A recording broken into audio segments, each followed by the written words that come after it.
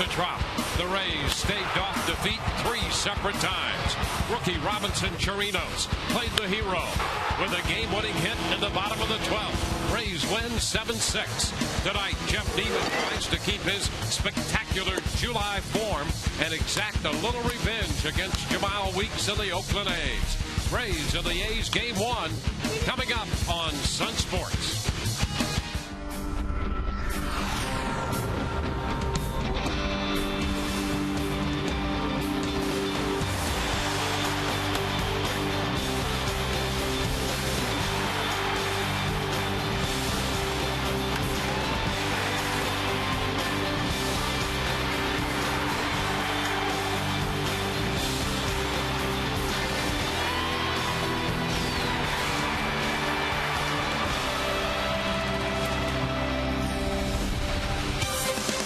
Welcome to Friday Night Rays, presented by the Hard Rock at Night.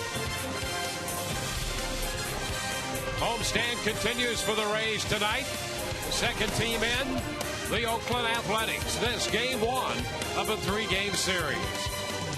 Hi again, everyone. Welcome to an evening of Rays baseball. Welcome to Tropicana Field and an evening here as the Rays open this series with Brian Anderson. I'm Dwayne Statz. Great to have you aboard. Todd Callis will be along in just a few moments.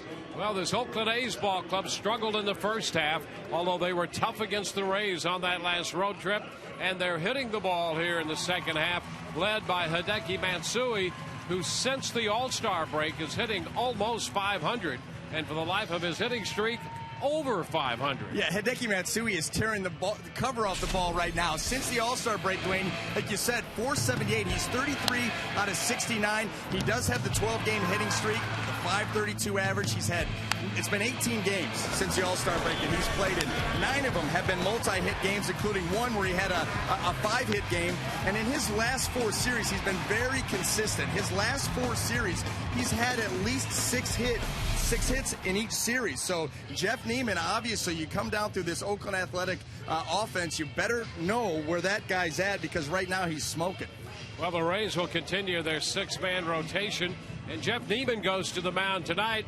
What Jeff Neiman is hoping that August will be a continuation of July. Well, what Jeff Neiman did in July 2nd, he got his first start, had 5 of them. Look at that, 3-0 record, the ERA barely over 1. He gave up 4 earned runs in 34 innings to go along with 34 strikeouts. So he had, the strikeout work, and for Jeff Neiman, it's been the fastball command. First and foremost, driving the ball downhill, elevating when he wants to, moving it in and out, and then, of course, he's got that big curveball that's been good for him all year, and now you're starting to see the split a little bit more. The Coventry Healthcare pitching matchup tonight. Jeff Neiman searching for his 6th win of the year, makes his 14th start. Right-hander Guillermo Moscoso will be on the mound for the Oakland A's. The Rays saw him in Oakland. He had a no decision, gave up 2 home runs to the Rays, and the Rays won that game 7-5. So it's the Rays against the A's. Game 1 of the series. Tampa Bay coming off yesterday's extra inning victory over the Toronto Blue Jays. Don't call it a comeback. Todd Callis has more when we return.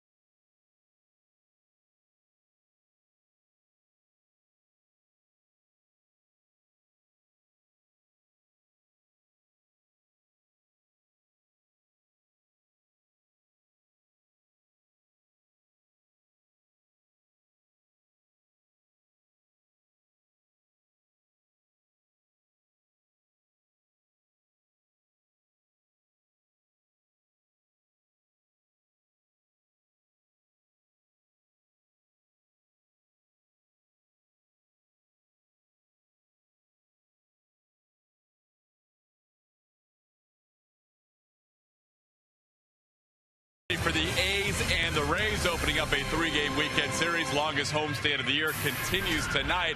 The A's in for 3, then Kansas City in for 4 on the heels of Tampa Bay winning 2 out of 3 from the Toronto Blue Jays. And yesterday's comeback and the dramatics in extra innings were something the Rays have never seen before. First of all, Desmond Jennings, team down 4-3. John Roush, the closer, gives it up. Jennings' 3rd home run of the year, and he goes out to left field and tie it at 4. Then in the 11th, B.J. Upton almost leaves the yard as well. At this point, the Rays were down 6-4. Upton a leadoff double. And then Matt Joyce would drive in one of the runs on this fielder's choice. It's actually an RBI ground out as B.J. Upton would score. Then with Kochman on second, 2 outs, final out the Rays had to work with. Robinson Chirinos would keep the game alive with that RBI single, and he was fired up.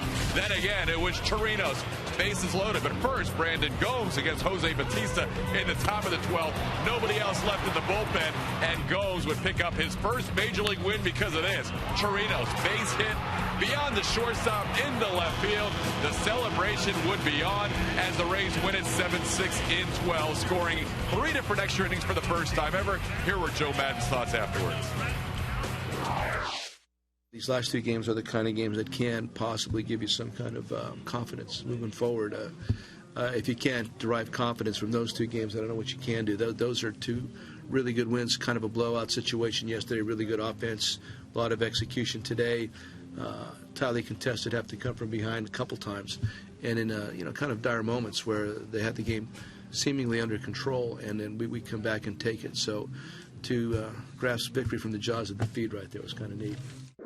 Joe Maddon with our Geico quote of the game. The Rays scoring 16 runs in the last 2 contests at Tropicana Field, and they are looking to springboard that into the first game against the Oakland A's with their best pitcher in the month of July on the mound. Jeff Neiman against the A's. All the action in high definition with Wayne and PA next.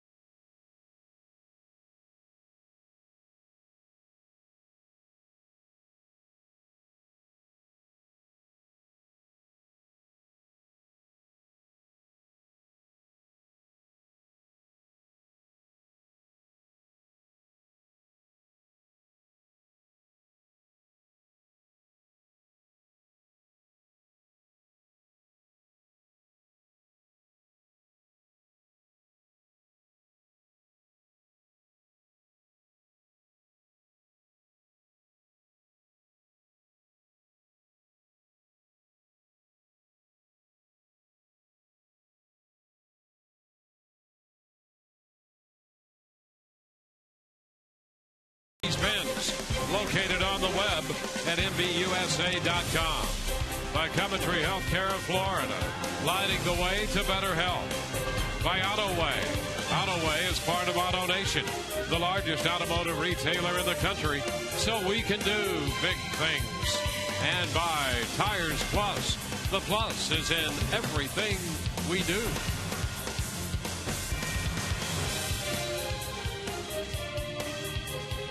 Inside Tropicana Field, moments away from the first pitch. Oakland in with a mark of 49 and 62. They have Jamal Weeks leading off at second, followed by Coco Crisp Hideki Matsui is the DH. Hitting cleanup is Josh Willingham. David DeJesus in right. Connor Jackson at first base in sixth. Cliff Pennington's back in the lineup at shortstop, batting seventh. Kurt Suzuki always in the lineup, hits eighth. Scott Sizemore, the third baseman, hits ninth. Well, taking the mound for the Tampa Bay Rays. Tonight's ball game, right-hander Jeff Neiman making his 14th start of the season. He's coming off of a strong outing against the Seattle Mariners. He went 6 2/3, no earned runs on just 3 hits, 11 strikeouts in that game, picked up a win, and had a hot month of July. 5 starts in July, 3-0 record, 1.06 earned run average, just 4 earned runs given up in 34 innings.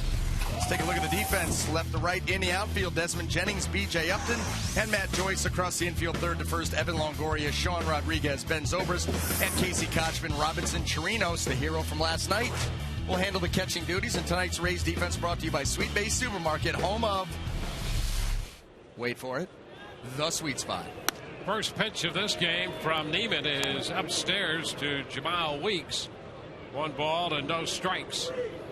Weeks starting the night at 286. He was a hot hitter when the Rays saw him in Oakland, and that has not been the case lately. That 286 mark is a result of an 0 for 13.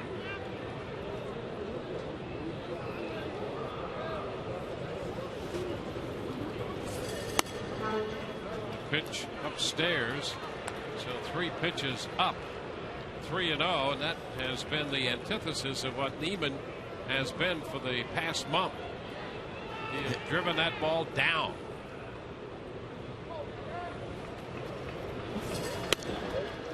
And he walks Weeks. Yeah, that's not something we've seen from Jeff Neiman. You see, that saw on that last pitch, trying to make the adjustment and drive that ball downhill. And, you know, sometimes it takes, look at the first 3 fastballs up and away, and then this one he yanks, just overcompensation. But, you know, sometimes it takes Jeff a little bit to get going. 6'8", I mean, he's a big guy. It's difficult sometimes to hone in right off the bat. But he has been very good, and you're right, Dwayne. It's been all about that fastball command. Everything else has kind of played off of that. And over to first base, Weeks is back in. Weeks 11 of 16 in the running game. And Crisp, the hitter, has been swinging a pretty good bat, especially from the left side.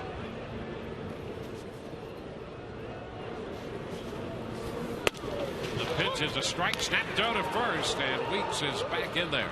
Well, the Rays will be employing everything in their arsenal to keep the running game for the Oakland A's shut down here tonight. Weeks obviously will run. Coco Crisp pretty quick. He'll run also. Jeff Neiman has been prone to giving up the stolen base, so a lot of hold, step off.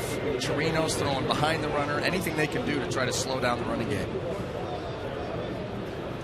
And Neiman holding the ball, starting to stop, and the pitch is a ball as Crisp was the bunting situation, bunting position. Well, and Jeff Neiman there went with a little modified slide step after going high leg kick the first pitch. That's another way that you can try to control. Just give the runners different looks, something to think about.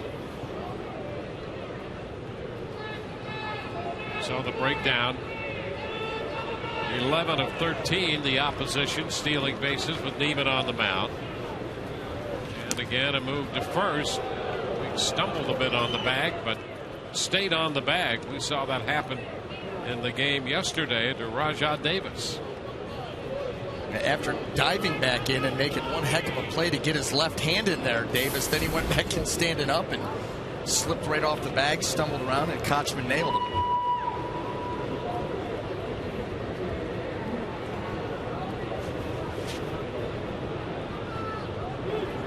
And again, a move to first. Weeks drawing the base on balls on 4 pitches. Oakland a game over 500 in the second half. They're 10-9. They just didn't score many runs at all in the first half, but came out swinging their bats in the second half, hitting .304 as a team since the All-Star break. Runner goes. The pitch and the throw is not in time.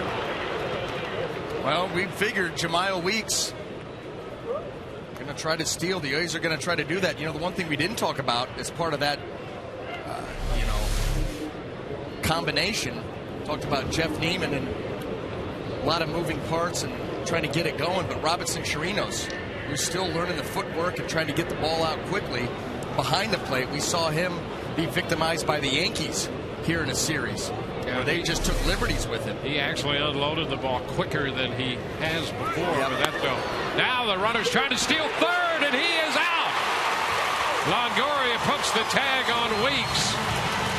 Weeks trying to swipe third base on Neiman, and Chirinos throws him out. Well, you'll gladly take that too. Trying to steal third base with nobody out, you better know that you can make it. And Weeks goes right from a traditional leadoff, no walking lead. And Chirinos, who you're right, Dwayne, he's got a little bit quicker of a release. They've been working on that. Able to get the throw down there. Evan gets the tag in. It was close, but they got it. 3-1 now to Crisp, who goes after the fastball up and missed it. So the count is full on Crisp. Well, the steal and then the caught stealing. Yeah, if you're a base runner, you don't want to make that first out at third base. You got to know that you're going to make it, and you'd like to get a walking lead off second. 3-2 is popped into left field. It's Desmond Jennings out there, and he makes the catch. 2 gone. Well, tonight's game is available in Espanol via Secondary Audio Programming, SAP, brought to you by Coventry Healthcare of Florida. Hideki Matsui. Boy, what a difference it makes now to face this guy with the bases empty and 2 outs, as opposed to having a guy in scoring position with him up there.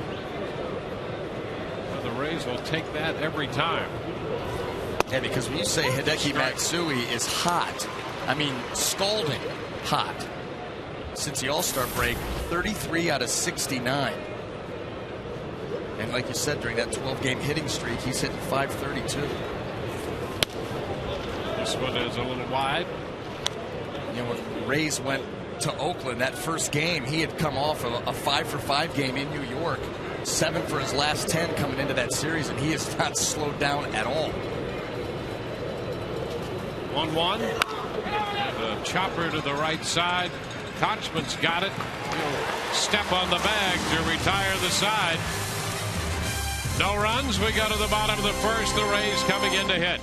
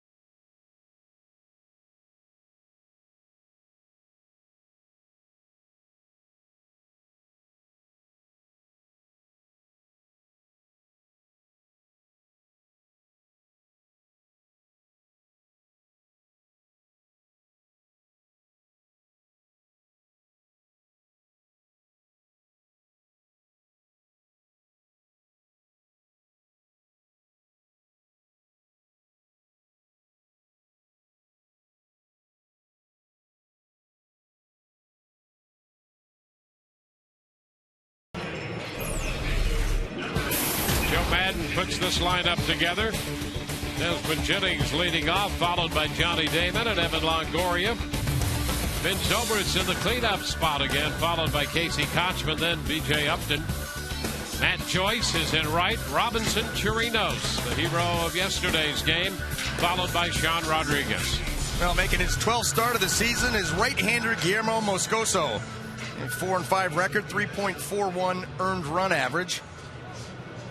Had a start against the Rays up in Oakland. He went 5 innings, gave up 8 hits, 5 earned runs, a couple of home runs in that ball game. He's coming off a strong outing in his last start against the Twins, where he pitched into the 7th, gave up just 2 earned, and picked up a win. Well, here's Desmond Jennings, and the first pitch is a strike. Desmond hitting .354, 17 hits and 6 walks for Jennings, and all of that figures out to a .446 on base percentage. Nice to have that in the leadoff spot. And it's good to have this kind of power in the leadoff spot. Yeah, we kind of wondered aloud why they were going to try to throw in right there. Early in the count, Desmond Jennings made John Roush pay. Tied that ball game up in the 10th. Desmond, a 2-ball, 1-strike count. Well, he's shown good pop in that bat, as not only the home run total would attest to, but the 4 doubles and a couple of triples. So a good combination of some power and speed. 2-2 the count. Now, what about the power the other way? He got that changeup from Ricky Romero and drove that ball out to right center field with some authority. Yeah, I think that's the most impressive thing we've seen about Desmond Jennings in the short time he's been up. He lifts this pop fly short right. That's DeJesus toward the line, and he makes the catch.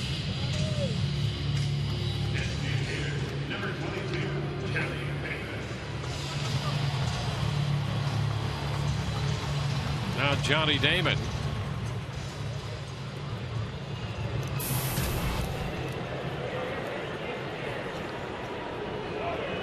Johnny, the Rays' designated hitter. He's trying to get him hot again. The pitch outside. 1 ball and no strikes.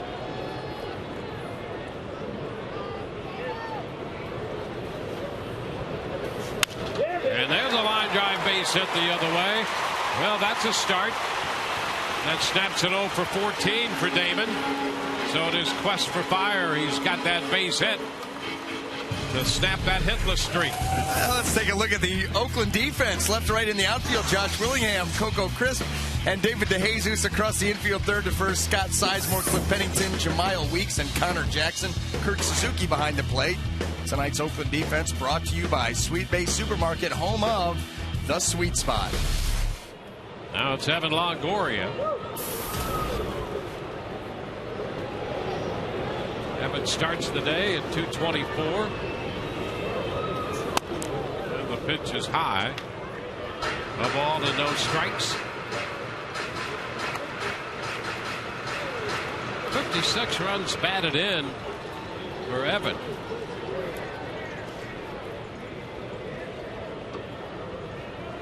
And he has been driving in runs recently, despite the average being where it is.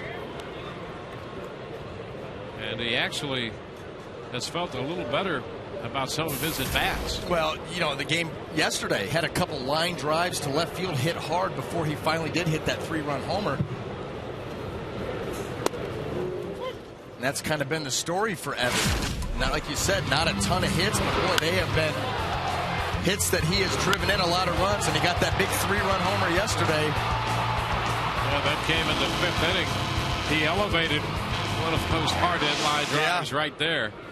He had lined out to left in the 1st and the 3rd, got up in the 5th and hit that 3-run home run. Under it, lifts a popper to the right side. Weeks out from second base, and he makes the catch for the out. Well, what's interesting about Moscoso is making that transition to a starting pitcher and something that you would figure. First 3 innings, first time through a lineup, very, very good. Holds an opponent's average right around the 180 mark and has an ERA of like 1.35. However, 4th inning on, when you have to start making adjustments, you're facing guys multiple times, he really starts to struggle. The average goes up to over 270 and the ERA at 5.5. Very good early. It's Ben Zobrist with first. Back in is Johnny Damon. That's one of the biggest transitions that a pitcher has to make at the big league level. is, and obviously if you're a starting pitcher, you're coming up through the minors working on those things too, but getting out big league hitters 3 and 4 times a ball game, having to make constant adjustments, not very easy. There's a strike call to Zobrist. Well, here you go. 5 innings plus that earned run average is 711 as opposed to 184 through the first 4. Zobrist homered in the first inning of the start he made against the Rays back in Oakland on the 25th of July. Count is 1-1.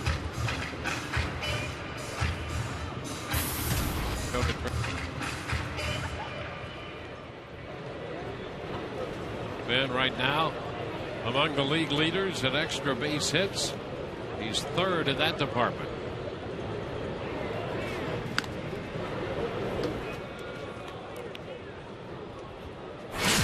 To look at that home run we referenced from back in Oakland. Gave the Rays a 1-0 lead, and they eventually won that game 7-5. They scored 5 runs off Moscoso in 5+ innings. And he lifts a fly ball into left. Willingham started out, now comes back and makes the catch. Rays get a base hit and leave a man. We go to the second, no score.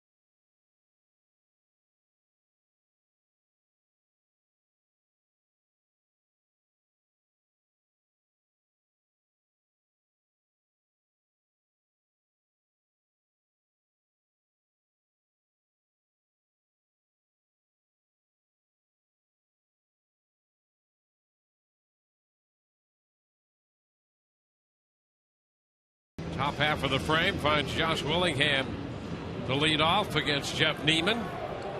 Neiman walked a man in the first inning, gave up the steal of second, and the Rays caught Jamal Weeks trying to steal third. So it's Willingham to Jesus and Jackson coming up here in this inning.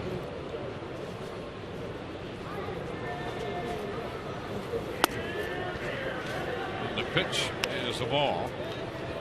1-0. Willingham with 16 home runs. Top home run hitter in this Oakland lineup. Fouls it. It's 1-1. The Rays lost 3 out of 4 to the A's in Oakland. And now they're just coming off a big sweep by the Seattle Mariners. That's why you play the games. There's a strike, because you just never know. You don't. I mean, and that's the funny thing about baseball. Playing it every day, you could get a pitcher that just takes a game over when maybe it doesn't look like you have much of a chance. It's the beauty of it. That's a strike call. First strikeout for Neiman. not as beautiful as those last two pitches. The curveball, the very good curveball that he's been featuring all year long. And then how about this, the freeze fastball right at the top of the strike zone, outside corner. Willingham cannot pull the trigger. That ball right there. Nice pitch. Now it's David DeJesus. 225. And there's the first pitch strike.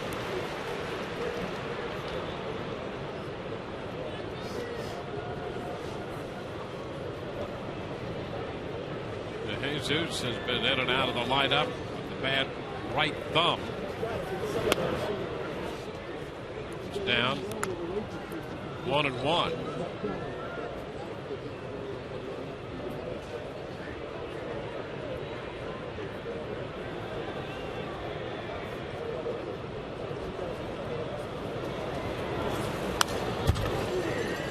Ball, 2 strikes.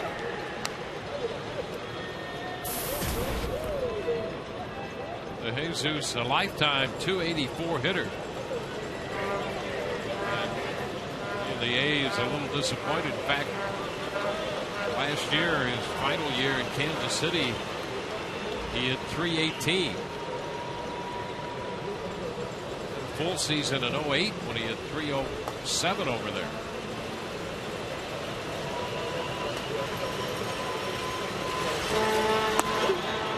Pitch up. And it's 2-2.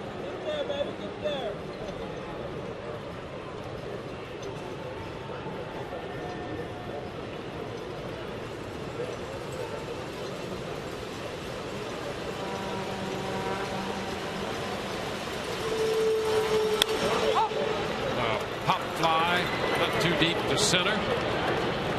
Upton is there, and he makes the catch.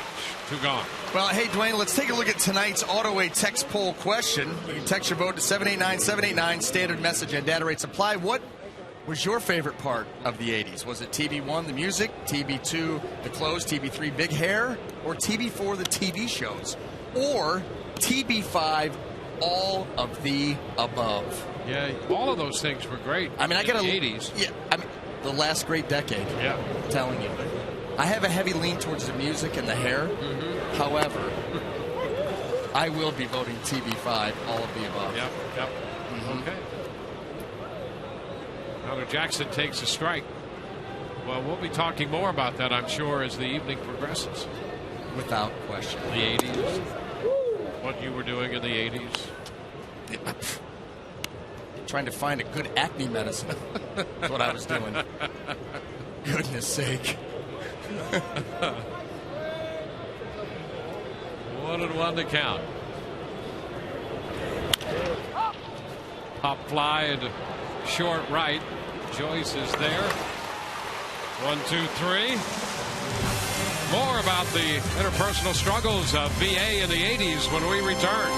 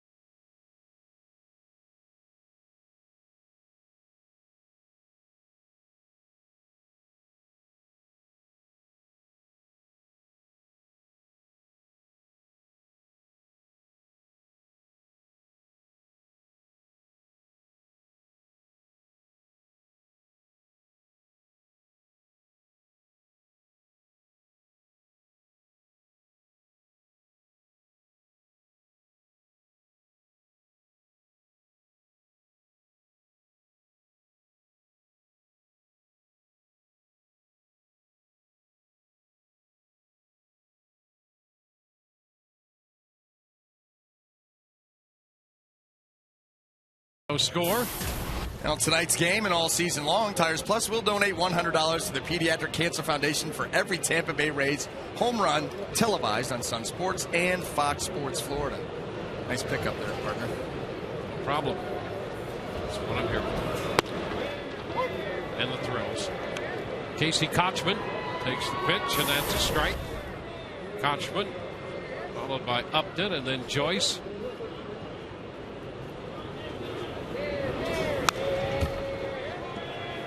Foul right back. The off-speed pitch was up. And well, Kochman liked that location. And Moscoso pitches up. That's the thing. He's not overpowering. You look at the first inning, 3 balls in the air, outs. His overall ground ball percentage is just 32%. Yep. That is shocking.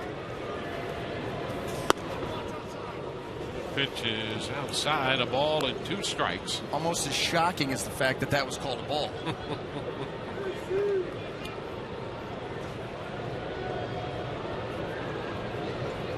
Yeah, it is shocking for a couple of reasons. And this pitch down, Andy Fletcher's scheduled to call the balls and strikes tonight.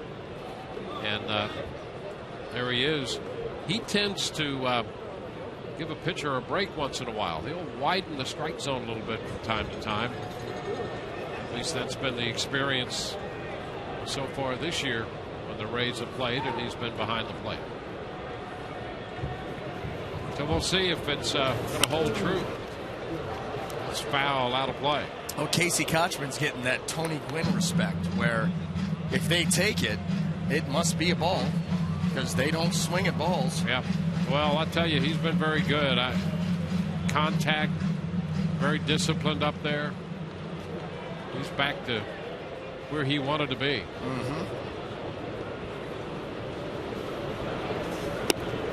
Takes another pitch for a ball. 3-2. Casey drew 3 bases on balls yesterday and had a couple of base hits and a run scored.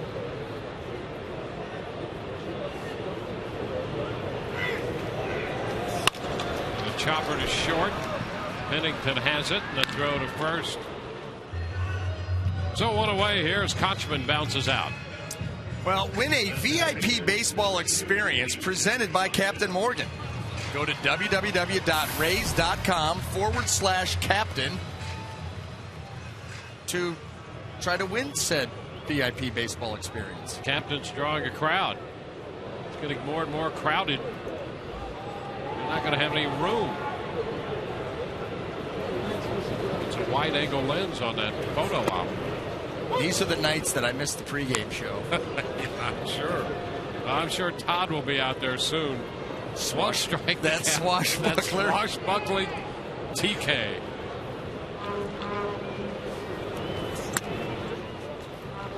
What and what? Make room for Todd. He's on his way. In between the 3rd and 4th, I'm going to be on my way, so you better get there first. A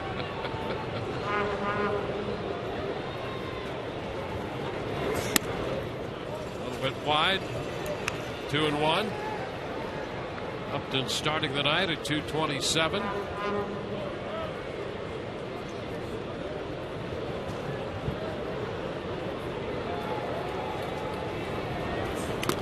Into the dirt. And now it's a 3-1 count. When we saw Moscoso over in Oakland, that 4-seamer up a lot, something of a slider and the change-up, and we saw the one that was up to Kochman. And we're hearing that in the last start he had, he was working on a little bit of a cutter. So we'll keep an eye out for that. And ball 4. The pitch was fairly close. Upton draws the walk. All right, now Andy Fletcher and Kurt Suzuki having a little discussion back there. Suzuki with his head slightly turned, probably asking him, hey, there's a couple of close fastballs here that have not been called. What's the deal?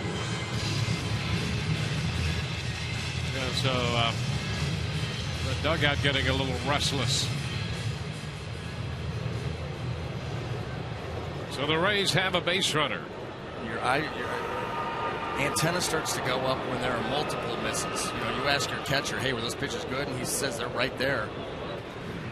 You're going to start looking, and you know, you miss one. I mean, guy's going to miss one every now and then, but when you start to repeatedly miss, what your catcher is going to tell you is a strike, and you better believe that dugout's going to get heated in a hurry.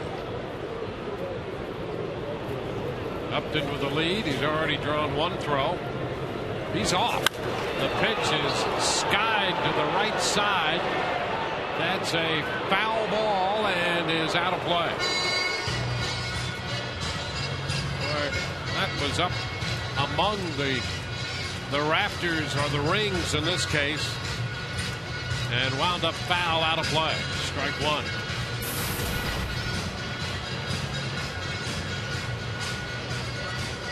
BJ was off with the pitch. Upton 7th in the league in steals.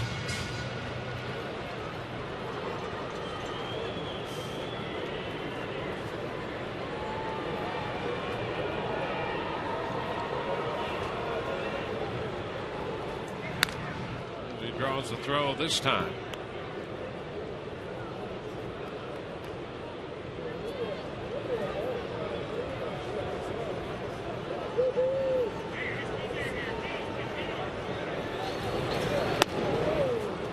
Joyce out in front. 0-2.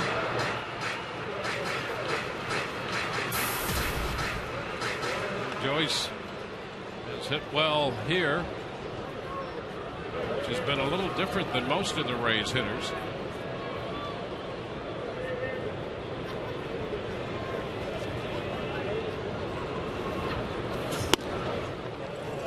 This ball is upstairs. 1 ball, 2 strikes.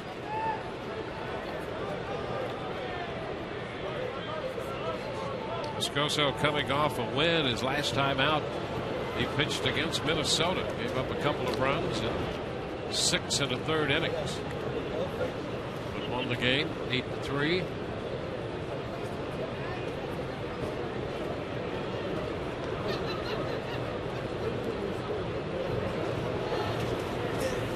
And a fly ball, short right. Weeks out, coming in is DeJesus, and that ball's going to fall between the two of them. Weeks went out there on something of an odyssey looking for that pop fly, and DeJesus really started to come in, but not at full speed ahead. And Weeks wound up more or less overrunning this play. Yeah, well, Weeks took the last pop up out here, and you see Weeks going back, and right here just assuming DeJesus is going to get it. And you're right, ran right past that ball. DeJesus had no chance to get it after a slow start, and the Rays pick up a gift base hit. Yeah, base hit for Joyce.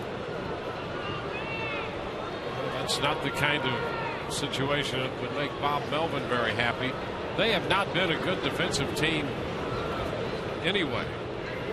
Robinson, Chirinos. He takes a pitch outside. 1 ball to no strikes. That's a base hit, but this club has made 89 errors this year.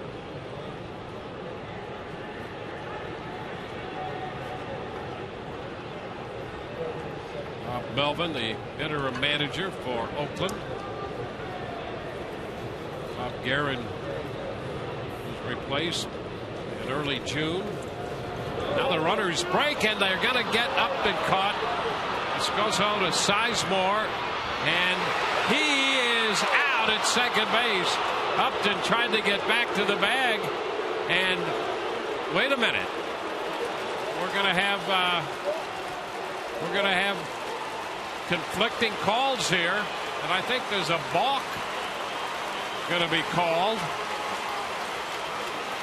and I think it's Jim Reynolds who's going to call the balk, and the Rays are going to get both men now into scoring position.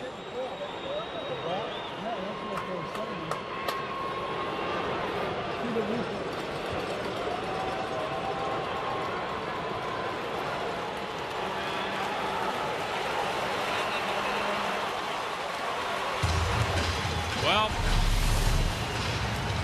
Well, let's take a look at the move here by Moscoso.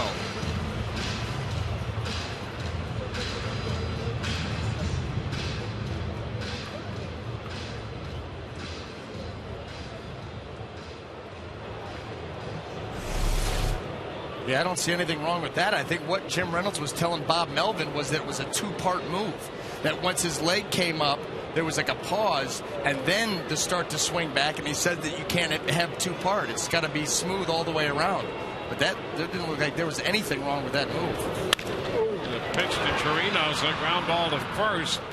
The runners are going to have to hold as Jackson steps on the bag. 2 outs.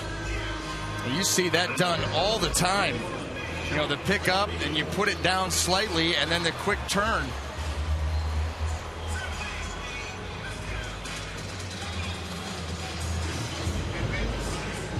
Not to mention that it was called by the first base umpire, Reynolds. I mean, that's from behind. Yeah, Tim Welke's the third base umpire, and there's Reynolds over at first.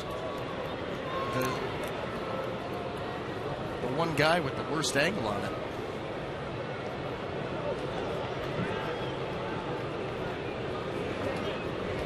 Here is Sean Rodriguez.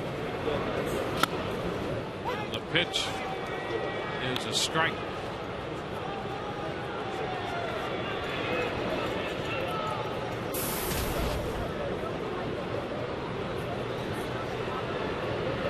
An 0-1 count.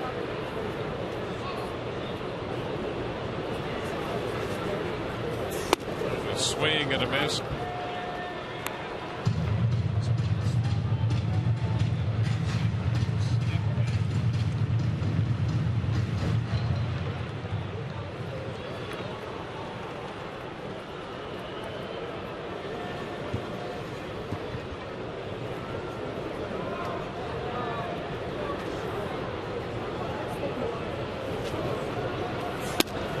Is down. It's 1 ball and 2 strikes.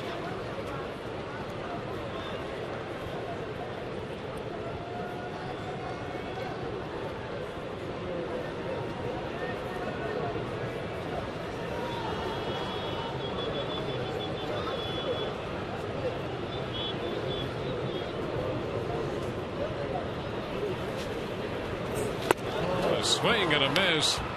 That might have been that cutter, and Rodriguez is out on strikes. 2 men left, and so we're still scoreless at the end of 2.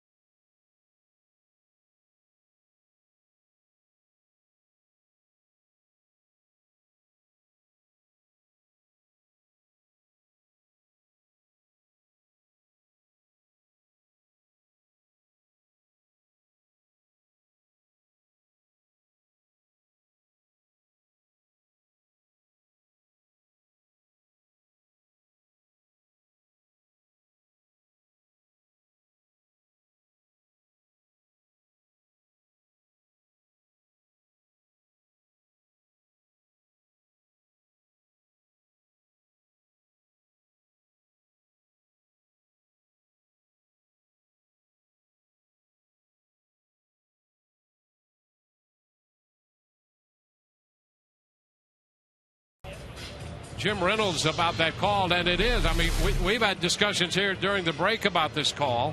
It's just the spin move. He's spinning and he comes off. He's trying to get the runner to maybe commit towards going to third. And then once you do that, you clear the rubber, you become another infielder. And there was really nothing wrong with what he did there, except Jim Reynolds said it wasn't a smooth transfer, leg up and then you spin back. He kind of put the leg up, started back down, and it came very close to the rubber, but on the right side of it. That's kind of how they teach you to do it, so not really much wrong there. One strike to Pennington, and he fouls this one back. The only thing I thought that it might have been, but we looked at the replay again during the break, and he did clear the rubber. But with men at first and second, if he makes that throw to third and is still in contact with the rubber, can't do that. No. And that would be like the Shields, almost the straight pick to third. And if there's a guy at third, you can do that. That's fine. Right. But that's a play with first and second. You're literally doing I'm picking my leg up like I'm going to the plate, and then I'm going to spin back towards second and see if I can get you, maybe I guess right. If I don't, nobody's moving, no harm, no foul. But if you are moving, I got a chance to get you. Pennington chased the pitch up. And there's the second strikeout here, posted by Neiman. And by the way, Pennington is just back after suffering a battle with Bell's palsy, and he's wearing glasses tonight that are not prescription glasses, because part of that affliction, and he had some difficulty closing one eye, and it's now progressed to the point where he can close that eye, but it's still an issue with him, and he's in the lineup for the first time since he left the game with that the other day. There's a strike now to Kurt Suzuki. And in most of those cases, a few days will take care of that. In some cases, a couple of weeks. And in rare cases, it sticks around. But it's good to see that he's made some progress and in the lineup. 2 strikes the count to Kurt Suzuki. But boy, that balk was a strange call to figure out, and it'd be interesting to see exactly and hear what Reynolds had to say to Melvin on that. It's down, a ball and 2 strikes. I think Reynolds wanted to see more of a turn, more of a true spin, and really get that front leg, which would, for Moscoso, would be that left leg really spinning back, as opposed to the up, down, and then the spin, which is how you're taught to do it. Yep. That's exactly how you're taught to do it. There should be nothing wrong with it, but boy, I don't know how that pitch didn't hit Suzuki there. 2-2. Yeah, I think pretty interesting. Yeah, no question about it. But Reynolds wanted to see something a little different. He made the call. Well, of course, the umpire always has at his discretion the old deceive the runner clause. There's a foul ball. Of course, I've always thought that was strange, because that's what you're trying to do anyway. That's the point, right? Now, I used to ask him. I'd get called for every year. It seemed like I'd get 3 or 4 pickoffs early in the season, then all of a sudden get 2 or 3 balk calls called in succession. Other managers said, "Hey, this guy's balking." They're going to do that to any left-hander that's got a pretty good move, and all of a sudden you start getting called for balks. Line drive right to Rodriguez. Yeah, you go, well, what's up with that? And what was great was I knew my own mechanics, and I knew that my left leg never crossed the rubber. Like, it's a lefty, you can't do that. Your leg comes up and it crosses the rubber, you are committed to go to the plate. My mechanics, my left foot, or right foot, left leg, didn't come anywhere near the rubber. So I'd get called for a balk, and I'd be like, what do you got? What'd I do? And they'd say, oh, the foot, it crossed the rubber. And I'm like, okay, it means I picked you off too, because my foot doesn't cross the rubber. You don't know what you're seeing. So you never know. Scott Sizemore. The other element of that play is that at some point, if you're going to get involved in trying to trap a runner, you want to become an infielder, and to do that, you're off the rubber. Yeah. And so that was essentially, that one just did get Sizemore on the jersey. And that essentially was my question about that. If he truly became an infielder, if he's going to participate or start that rundown. You absolutely have to. Yeah, you're right. If he were to stay in contact, no go. Here's the fastball, and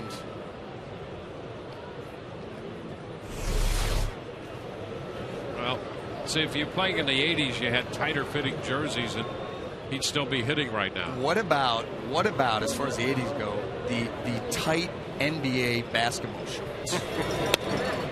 The John Stocktons. What strike the Was there anything better than that? I don't even know how you can run in those. Yeah, those are like hot pants. Yeah, I mean you'd have to have equipment delays while the seamstress came out and mended them. Yeah, right. I mean, a change of direction was dangerous. Oh yeah. Couldn't take kids to games. It's just it's 1-1 now. Sizemore at first and 2 gone. You know what I liked about the 80s? Don Zimmer.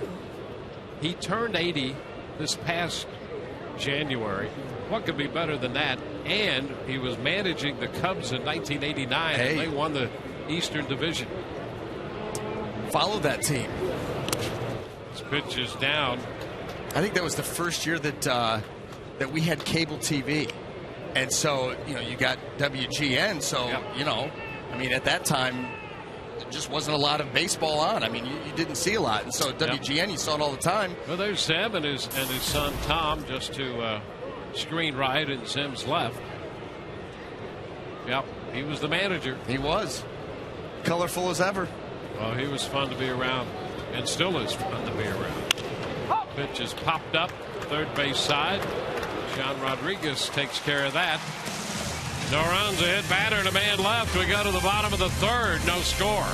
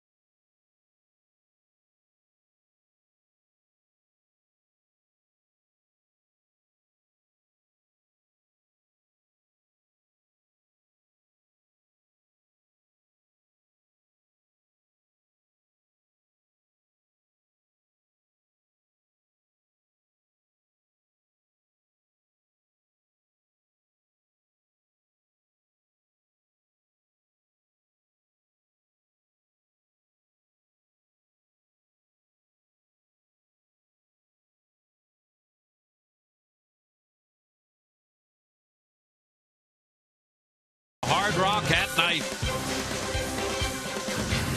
We go to the Rays half of inning 3.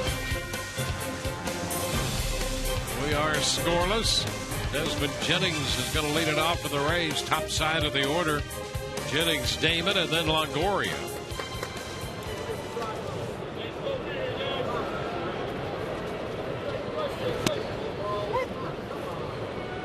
The pitch is a strike in there to Desmond. Guillermo Moscoso on the hill for the Oakland A's. Pitch is low. 1-1.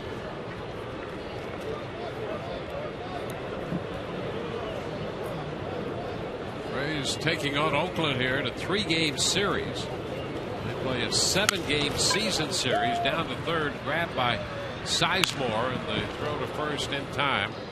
1 away.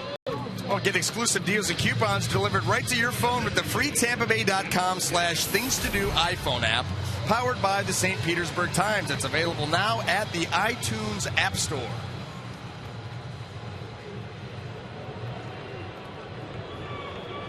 Well, here's Damon. Single to left his first time. pitch a little bit wide. Rays had a base runner in the first. They had 2 men aboard on a walk and a base hit in the second. Did not score. Johnny takes it low. 2 balls, no strikes. The Rays start the night 10 back in the East and 10 back in the wild card race. 3-0. Joe Madden not willing to run up the white flag yet. It's consistent with his approach. I mean, Joe's looking at it as almost 2 months to play, 7 weeks, 8 weeks. Yankees and Red Sox are going to play each other and beat up on each other, and still a lot of head-to-heads left with the Rays. Yeah.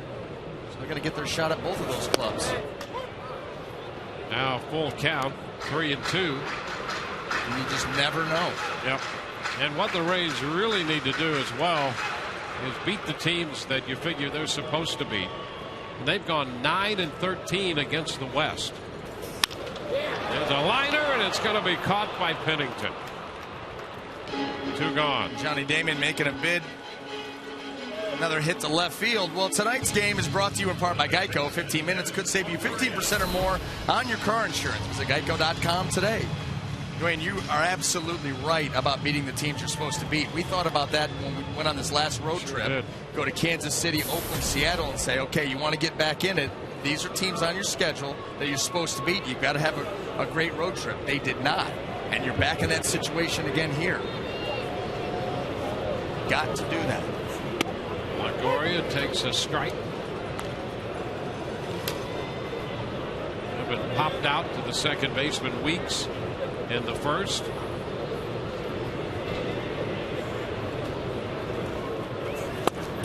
Big cut right there. He was trying to give the Rays an instant lead with that cut. Now, and even though he came up empty, you like to see that explosive swing from Evan Longoria. So many times the ball that's been away from him, he's been kind of feeling for. A lot of lazy fly balls to right field. Nice to see him turn it loose there. And the pitch is upstairs. A ball, 2 strikes.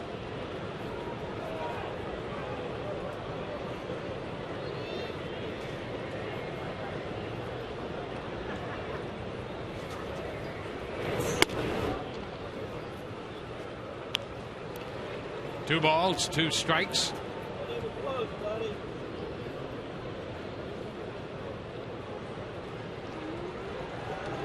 So to this point, that strike to non-strike ratio is only 27 strikes to 24 non-strikes. You'd like that to be a little better. Longoria is out on strikes, and that retires the side. Second strikeout of the night for the Oakland right-hander. We're through 3 here at Tropicana Field. No score.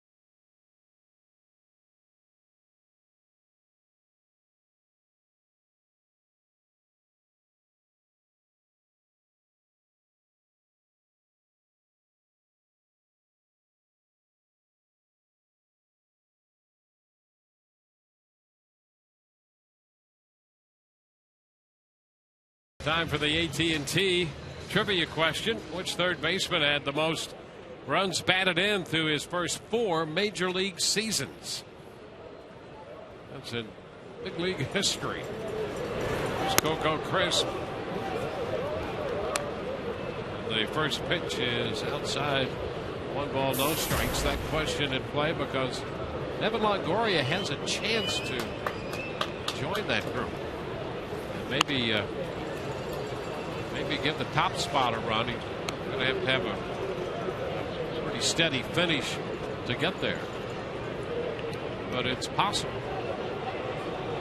Which third baseman had the most runs batted in his first 4 major league seasons? High pop up. Kochman is there and makes the catch. And that's the first out. Well, if Rays pitchers accrue 10 strikeouts in a home game, you can take your ticket stub to any Cane's furniture store and get a coupon for a free Papa John's pizza. Plus, while you're there, you can sign up for a chance to meet one of your favorite Rays players. Cane's quality so good, it is guaranteed for life.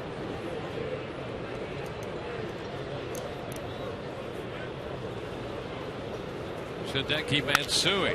Line drive and a base hit. He jumped on the first pitch fastball. Picking up the first hit surrendered by Neiman.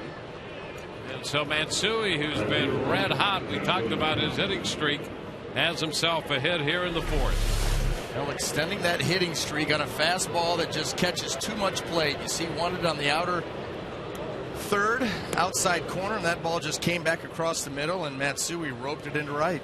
Ford leaderboard there in the big league since the All-Star break, and Matsui's on the top of that list. Pennington's 4th. Well, Pennington really tore up Rays pitching out in Oakland. What was it, the first 8 plate appearances? He was on base, 5 for 5, had 3 walks. His first 2 ball games. He came to the plate whistling the Aggie fight song every AB. Shortstop over there and drafted by Oakland. Pitch is a strike to Willingham. It's a catchy tune. I know you're a big fan. Texas A&M fight song. Just break into it at any moment. I wonder what you hum over there while you're taking your notes.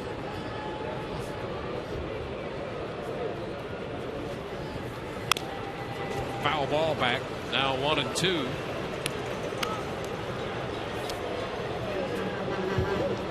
Chris popped out. Matsui singled into right. And now Willingham. Well, there was a lot of talk about Willingham maybe being traded. The A's really struggled with their offense in the first half. They hit .233 as a team before the All-Star break, and they've been .304 since then. So having struggled through that first half like that, there were a lot of guys on this team hoping that Willingham would stay because he was one guy with his 61 RBIs right now. He was driving a run. And now that they're swinging the bats better, scoring runs, being much more productive offensively, the pitching has started to slide, and that was so good in the first half for Oakland. Not been very good the last few weeks. Breaking ball, and it stayed in. Not a lot of big break on that one. It stayed off the plate. The count is 2-2.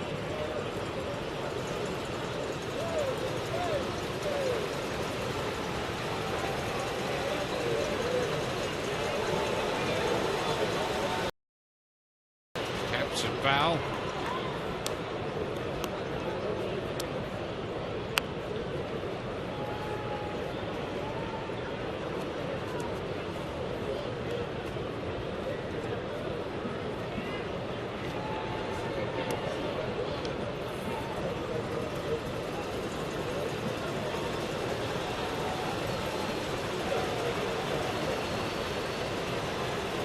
Look over at Matsui.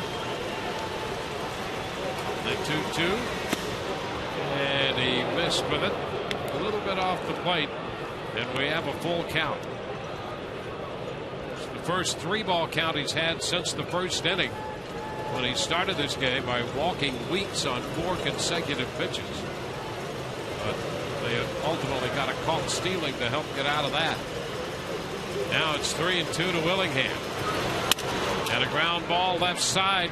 Rodriguez, nice pickup, and the throw to first. Boy, it's a good pickup on the other end as well. Kochman made a heck of a play to take that throw from Rodriguez. A difficult play for Rodriguez and a very difficult pickup by Kochman. Now, kudos all around, having to range to his right, backhand that ball and throw back across the body. And yeah, that's not a short hop that Kochman can just go out there and scoop. He really had to play back on that, let it bounce, and then react quickly. And he did it very well.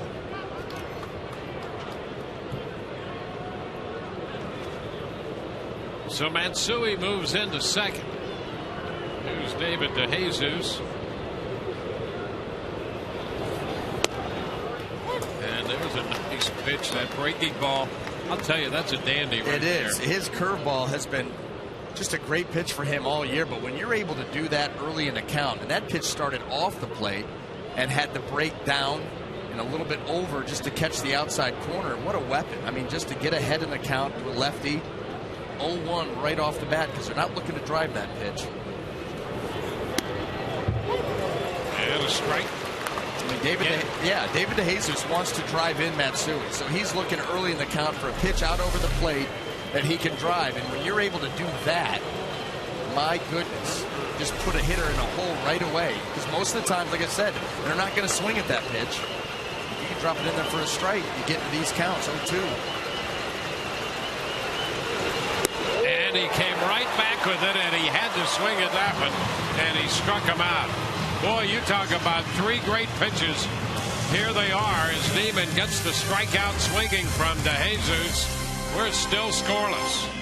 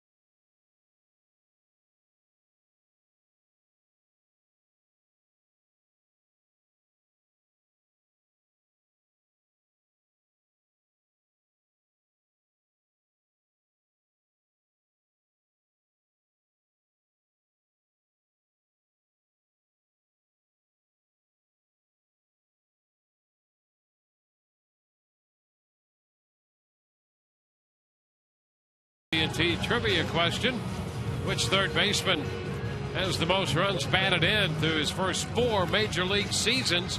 Well, topping the list is Pinky Whitney. Long time with the Phillies. He had 409. Look at those others: Eddie Matthews, David Wright, and Longoria. So what, Evan would need, what, 52 to surpass Pinky Whitney. So roughly 1 a game he's going to need. Let's get going. Yeah, you can do that. That was awfully nice of you guys, though, with the question, the Pinky Whitney. We haven't had a good nickname in a while, and not even knowing that he was going to be the winner of the trivia question. I went with the shirt in his honor. Yeah, way to go. Yeah. Well, actually, it wasn't in his honor. It just turned out to be that way. Well, your life was so coordinated anyway. At least at the field. All falls into place. At least at the field. 1-1 the count. Pinky's real name was Arthur. baseman is down. We're going to have to do a little research to find out exactly where Pinky came from. Yeah, that would be interesting. You know, he had a very fast start to his career. And obviously, as those numbers would indicate, the first 4 major league seasons, he drove in over 100 runs in 3 of those 4 seasons. And then his 5th year drove in 124. And then for the rest of his career, he never drove in more than 79 runs in a single season.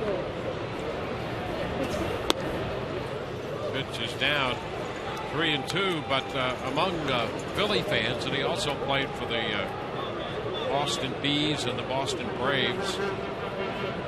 They were at one time the Bees, and considered. I mean, they've had some pretty good third basemen. Most recently, Mike Schmidt up there. Zobrist walks. Speaking of the 80s, Mike Schmidt, but he is still considered among the top 100 players, and somewhere in the middle of that among all players in Phillies history. Pinky Whitney. You get off to a start like that, people remember you. Yeah. Yeah, he was out of San Antonio. In fact, in his older days, he passed away in his early 80s, but he used to work the VIP gate for San Antonio Spurs games, and the minor league baseball team there, the Missions. Fly ball to center. Kochman is out. Ball caught by Crisp. 1 out with Zobrist still at first. Well, everybody, this is just a reminder to look for the Miller Lite Taste Greatness moment later in tonight's game.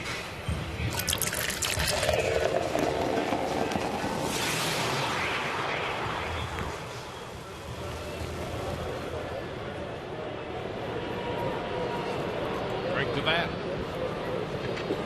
B.J. Upton.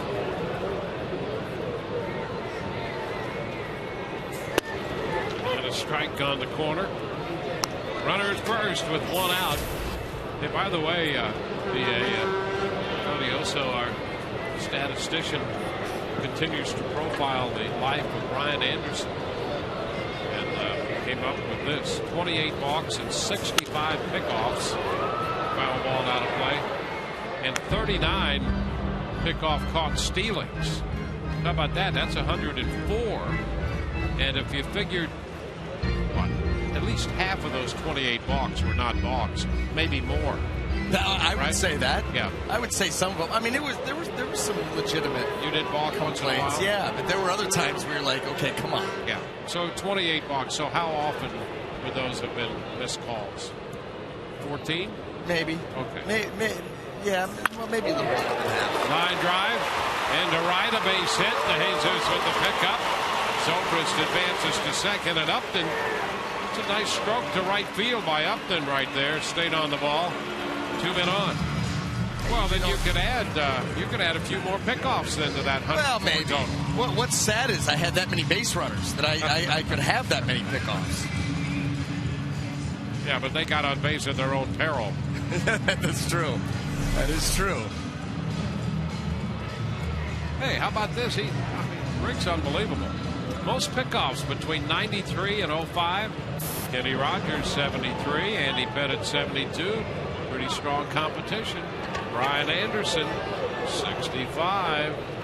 Again. There you go, huh? Again. Yeah.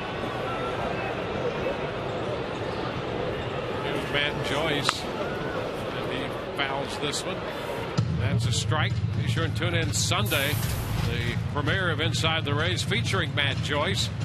Follow Matt's rise to the big leagues and find out the challenges he faced as he developed into being named to the All-Star team this year. Inside the Rays, Matt Joyce debuts Sunday at 5 on Sun Sports. One strike to count to Joyce.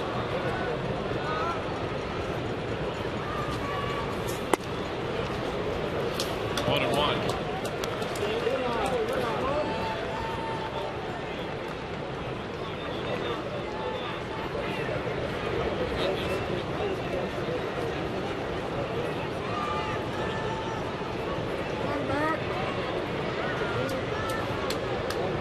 1 to Matt. The pitch is down. 2 balls and 1 strike.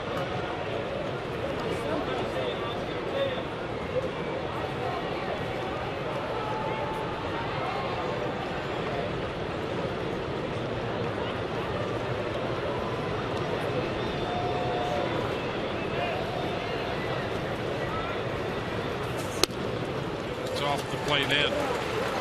3 balls and a strike. And the Rays with runners on base for the 3rd time in 4 innings. And Joyce in a good count, 3-1. Yeah, good opportunity here for the offense. Going to take advantage again. See those early opportunities go by the wayside. A turn, but nothing doing back there. Some of the fans here wanted another ball. I was going to say, not? be careful. Be careful, Moscoso.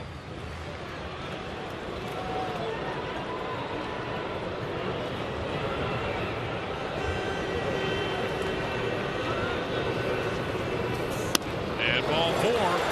That's going to load the bases. They'll be loaded with 1 out for Robinson Chirinos.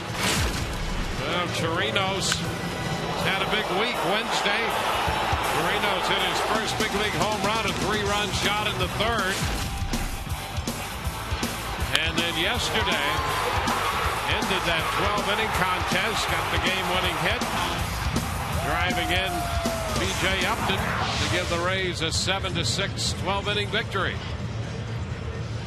So here he is with the bases loaded and 1 out in the 4th.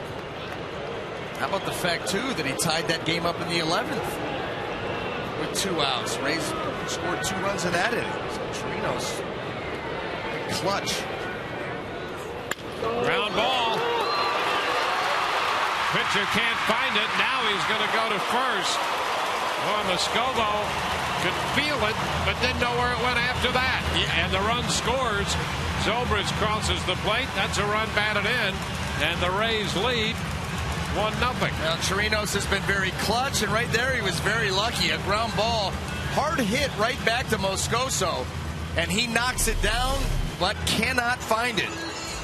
Got an opportunity here, but you see it right there. Where is it?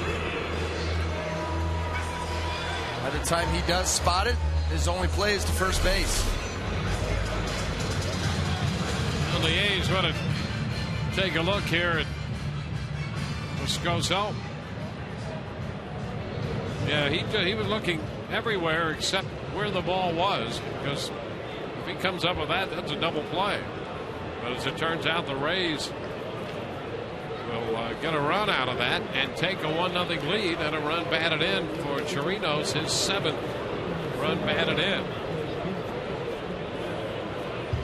Paparesta used to be around here with the Rays, the head trainer for Oakland. Went out to take a look at their starting pitcher.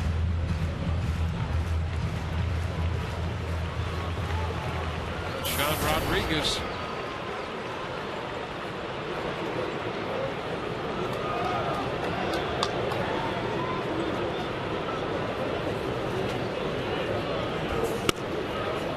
Pitch outside. Big spot right here for the Rays. And Sean Rodriguez against the right-hander with 2 men in scoring position. They have 1 run and an opportunity for more.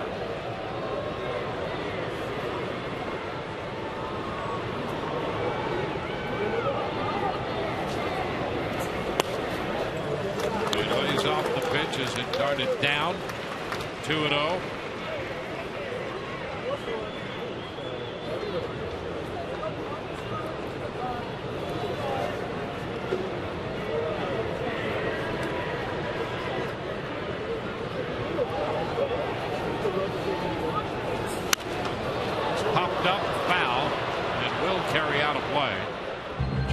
Gives it a chase, but no chance to catch up to it. 2-1. Jeff Neiman against Guillermo Moscoso.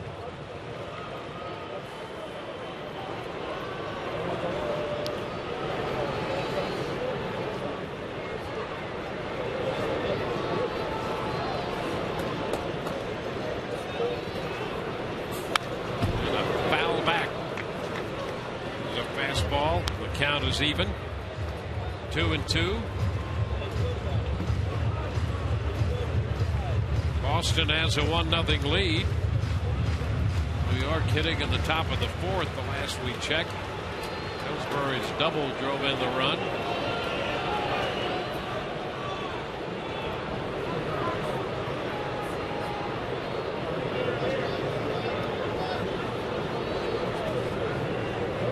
To the count. Now full count.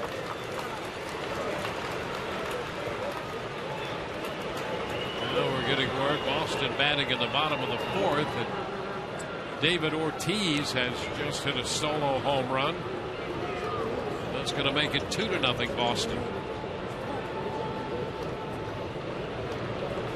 It's Cologne against Leicester.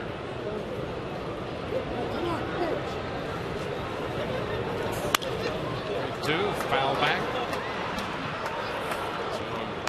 Sean will get another look.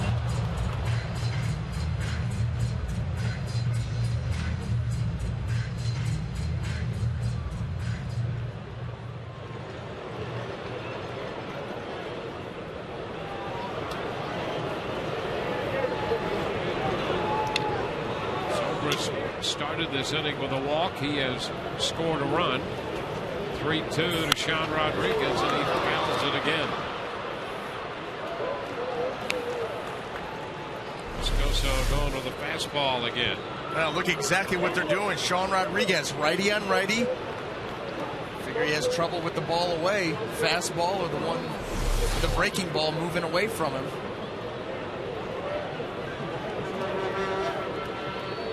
Sean Rodriguez has a tendency to get that front hip opened up a little bit too quickly. It can lead him to vulnerable on the outside corner. And a check swing roller up the right side.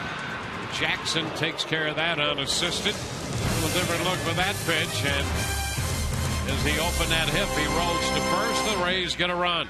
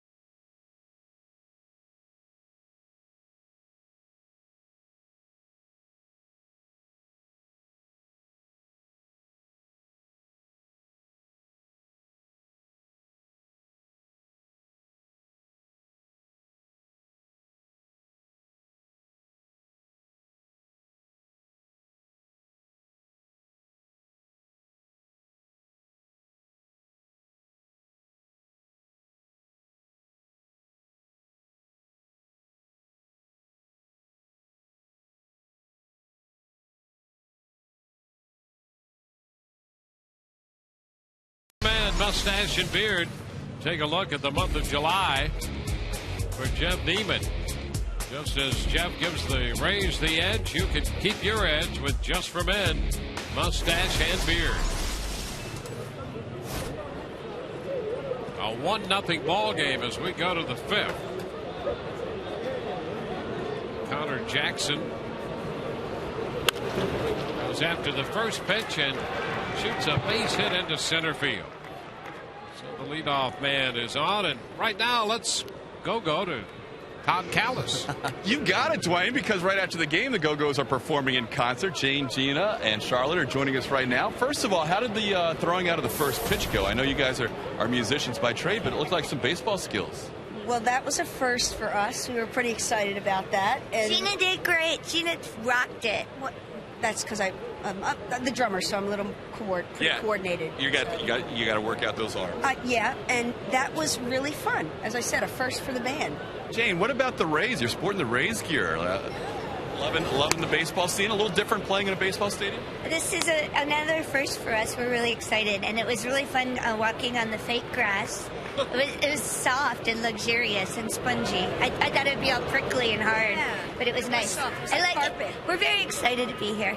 It was soft and luxurious. Now, Charlotte, you guys have been busy this summer, huh? Oh, yeah. This is our second leg of our tour, and we just started. This is the first show. First show. This is it. And so, yeah, when you have a break and you have a first show back, the jitters come back a little. Huh? No, we had a rehearsal, and we thought we'll just do one. It'll be fine. We've been playing for weeks and weeks, and it was great. We had a great little warm up yesterday, and we're here, and we can't wait to rock everybody. We are ready too. 80s night at Tropicana Field. Thank you so much. The Go-Go's performing right after the game, gentlemen. Back to you. Go Rays! Well, there you have it, TK and the Go-Go's. Yeah, I mean, how comfortable does he look? Yeah. He should become part of the act. Ruddock takes off, and the pitch is fouled by Pennington, 1-2. Well, he is part of the act. I mean, he'd have to headline. I mean, he headlines our act. Without question. Yeah, so he would headline. It would be TK and the There may Go-Go's. not be enough room in that booth for TK and the Go-Go's. Well, for an interview, yes. Hey, well, the booth, a typical booth around Major League Baseball cannot contain him. That's why he roams the entire ballpark. I was going to say, that's why you don't see him up here. That's right. He's big. 1-2, a swing and a miss. Pennington is out on strikes. So that's out number one in the fifth. Now just overpowering with the fastball. Neiman rides this ball up in the zone. You see Pennington just a touch underneath it. He actually powered a couple of those fastballs by him up in the zone. Well, it's Kurt Suzuki who lined to the Rays shortstop Sean Rodriguez his first time.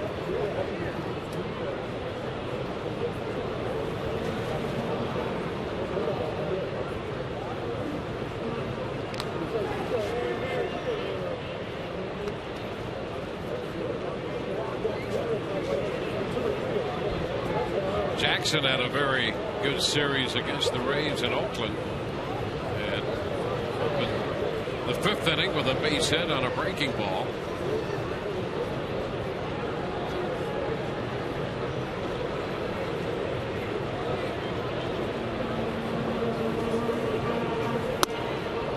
Pitch is up to Kurt Suzuki. A ball and no strikes.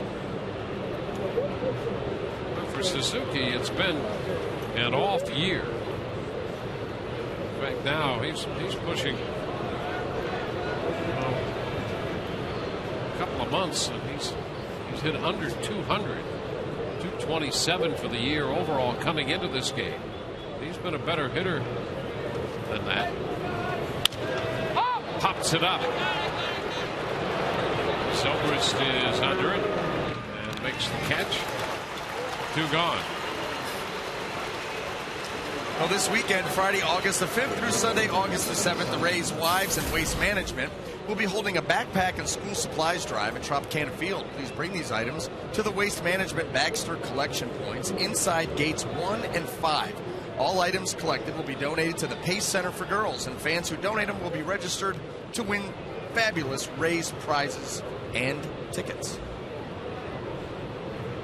Scott Sizemore. 2 outs with a runner on. Jackson at first.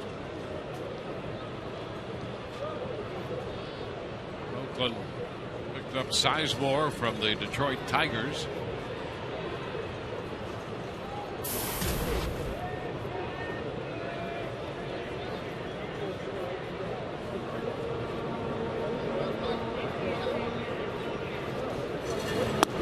First pitch is a strike.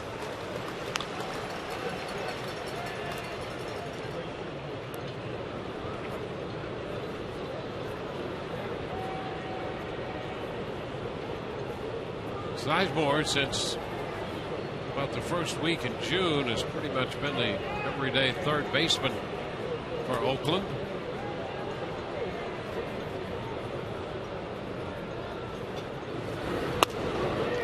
And that pitch a little bit high. Breaking ball stayed up. It's 1-1.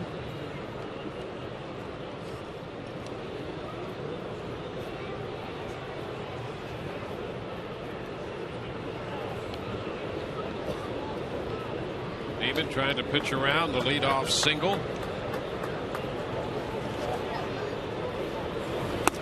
And a cut and a miss at a fastball. 1-2. Well, powered this one again up in the zone, getting it above that swing. And I'll tell you, he gave up that base hit to Connor Jackson to start this inning on a curveball, and then really has just become very deliberate on the mound, slowing everything down, want to take any kind of rhythm the A's may try to grab from that base hit and leave him with nothing. Runner takes off. The pitch coming in on Sizemore is fouled up the right side. And boy, that pitch just started to move in and in and in. Yeah, Jeff Neiman once in a while can throw that two-seamer where he'll get some good sinking action, but sometimes it just bores in. It'll stay same level and just continue, almost like a reverse cutter, like a left-handed cutter. That ball just continues to ride in, and you're right on the thumbs of Scott Sizemore.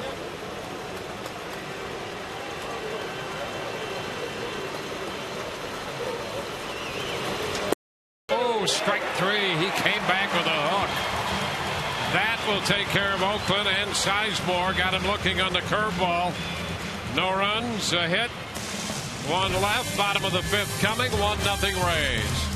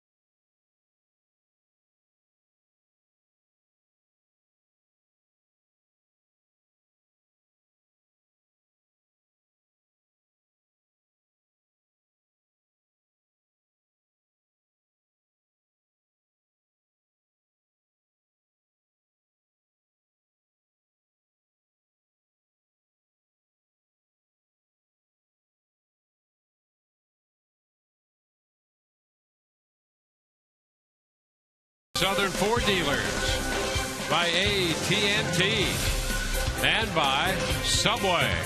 Eat fresh.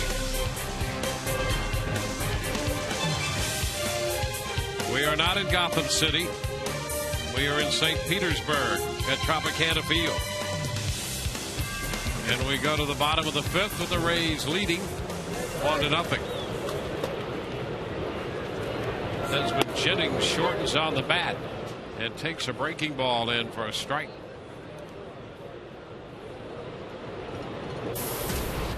Desmond 0 for 2.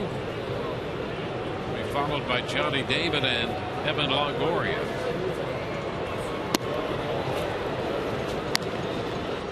It's a ball and a strike.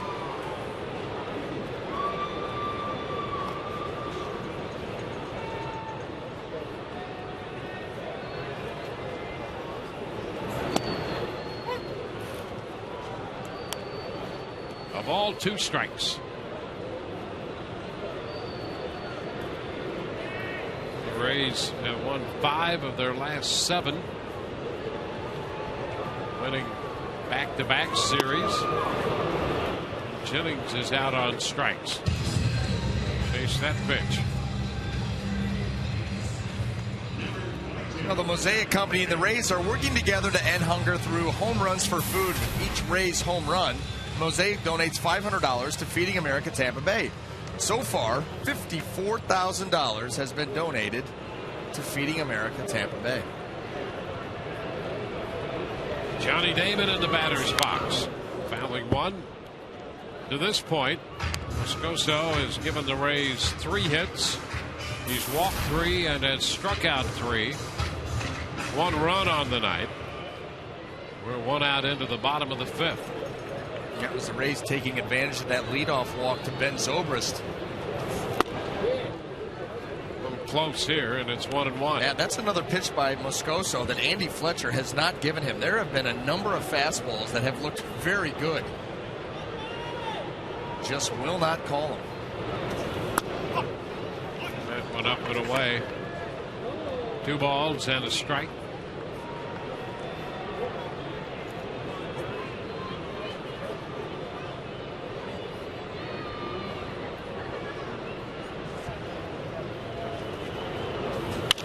Line drive. That's going to be a base hit.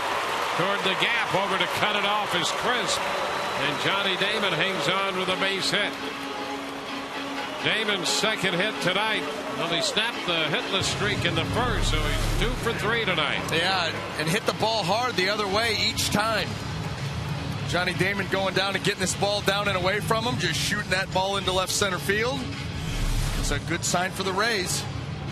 Well, you start to team him up with what Desmond Jennings has been doing. Yeah, out of that leadoff nice. spot. Yeah, absolutely. That's an interesting concept there, to have Jennings on the left-handed bat and Damon number 2. And then you've got Ben Zobrist, and he's been on fire down in the 4-hole. Longoria there in the 3-hole. Got an opportunity to get something going. Here's Evan right now. The pitch is outside. Longoria's popped out and struck out. Well, he needs to have an RBI per game the rest of the way.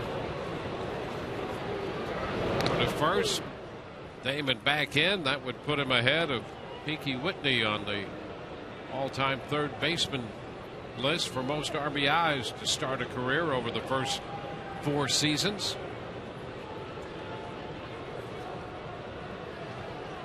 Pitch up a bit, and it's 2-0. Well, he's getting the county once. Get a hitter like Evan Longoria, a 2-0 count. He's going to look for a specific pitch in a specific spot. Time granted by Andy Fletcher as Longoria stepped back. And if he gets it, you will see the swing that you saw in his last at bat. He just will come loose. That was a very healthy cut. Over to first. Damon is back in. Rays now with a run and 4 hits. And Longoria waiting for the 2-0 delivery. Here it is. And a high popped foul that will carry out a play. 2-1. Well, there you saw it. Got the fastball out over the plate where he could get extension. It was just a little bit tardy to it. Did not take his hands directly to the baseball.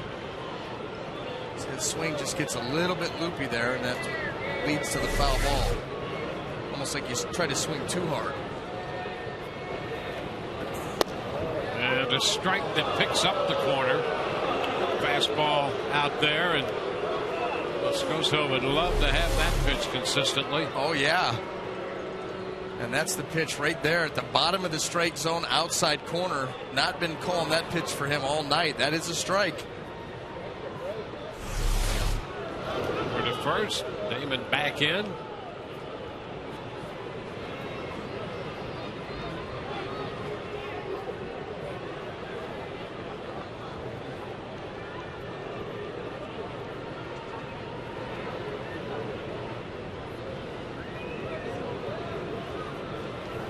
There goes Damon. Pitch driven into left center field. That's going to be in there for extra bases. All the way to the wall, picked up by Crisp. Damon's going to score. It's a a double for Longoria, and the Rays lead 2-0. Evan Longoria picking up the run batted in, his 57th of the year. Well, and he keeps the pace up. 52 in 52 games. There's one. And here it is. Checkers double the game. Johnny Damon in motion. A ball out over the plate. One that he had fouled off previously. He gets right to that pitch and just drives it right out into the gap. And because Johnny Damon's on the run, he scores easily, and Evan Longoria puts himself out at second base.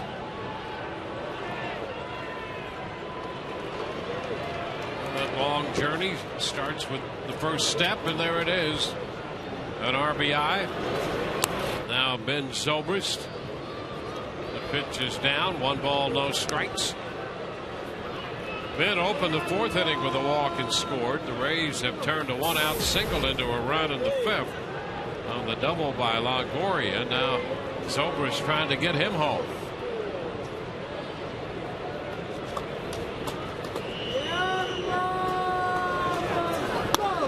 Upstairs, Ben has hit .290 with men in scoring position this year.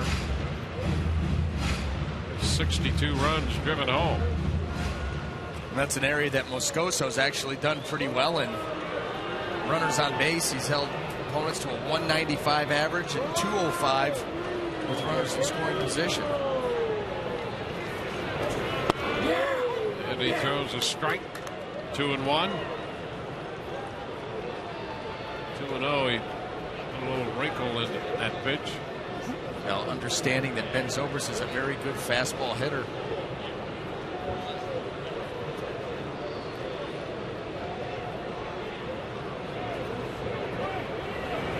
Delivery, swing and a miss. He went up and out of the strike zone a bit with that one. Well, you know, Ben Zobrist has a very level swing, so if he's going to chase a fastball up in the zone, tough for him to get on top of it. He drops that bat down. He keeps it in the strike zone for a long time, but the one that's up above the zone, it's a tough pitch for him to get on top of.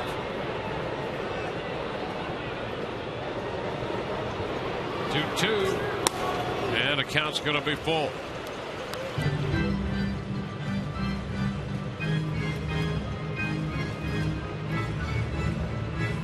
Rays with a run in the 4th. They have a run in the 5th.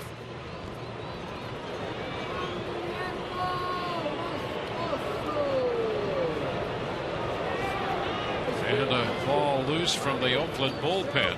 They're starting to get some action down there.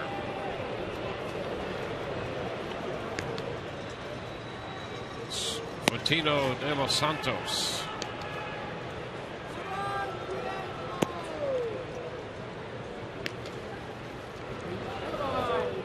Now a trip to the mound by Suzuki.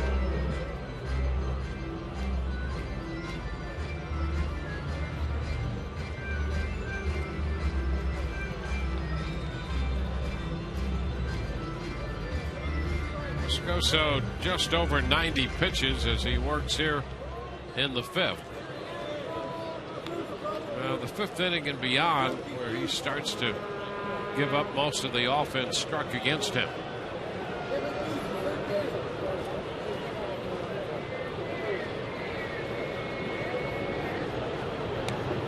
And it's popped up on the left side. Sizemore down the line from 3rd. It's a fair ball, and he makes the catch. 2 outs.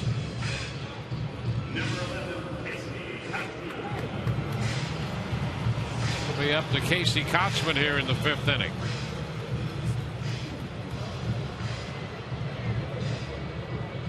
Kochman is grounded out and a fly ball to center.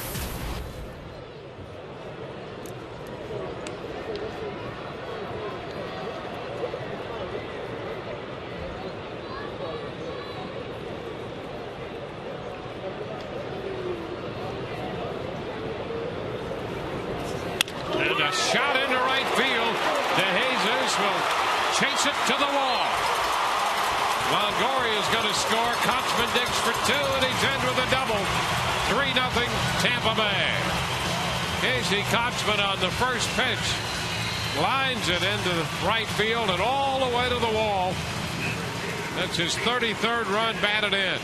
Well, Casey Kochman is always going to give you a good at-bat, but every once in a while, instead of working a count, he will jump you. And right there, looking for a ball out over the plate, runner on second. Gets an off-speed pitch, and he stays right on it. A nice job of keeping his hands back. He shoots that ball down into the right field corner. Longoria comes around for the third run. You know, over the past month or so, he's collecting a lot more extra base hits. Yeah. I just think he's gotten into the part of the season where he had all of his issues ironed out. He was making contact. That's his foundation. And now he's a more aggressive hitter. As you point out, he picks situations and jumps you. He absolutely does. And we're seeing more extra base hits from him now. Yeah, well, you know, you trust those mechanics that you know, he's been working on ironing out some bad habits that he got into, and now all of a sudden you feel good about your approach and what you're doing there, and you let it fly. Well, the Rays have 3 hits and a couple runs in this inning. That's going to be it. Call to the bullpen brought to you by Metro PCS.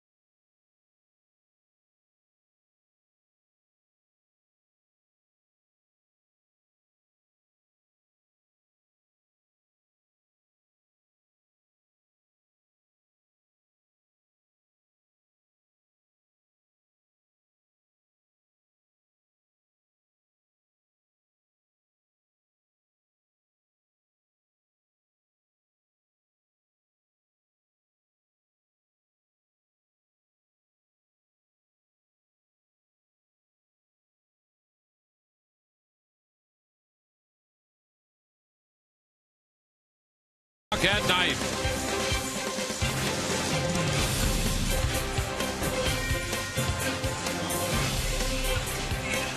Rays have a 3-0 lead. It's an evening for Guillermo Moscoso. He pitches 4 2/3, allowing 6 hits, 3 runs. He's responsible for a man on as he leaves. He struck out 3 and walked 3. And Fortino de los Santos is the new pitcher. De los Santos on for the 13th time. 15 1/3 innings. Good opponent's average of 161. And yes, his ears are tucked into his hat. It's going to be chilly in here. B.J. Upton trying to untuck him here. With a runner in scoring position. 1 ball, no strikes.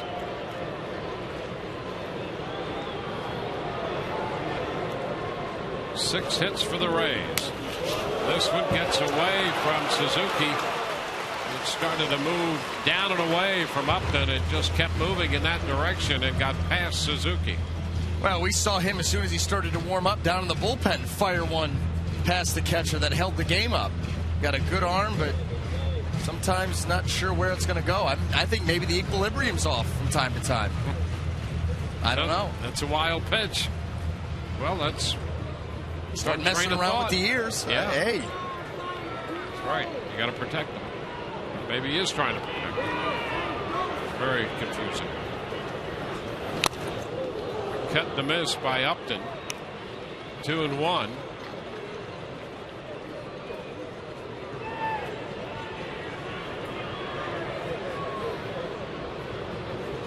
He's 25 years old.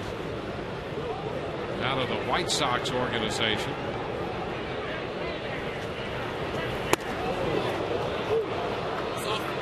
count is 2-2. Well, he does have a big arm. You could say that. A couple of 96-mile-an-hour fastballs back-to-back, just exploding. Right on the outside corner there.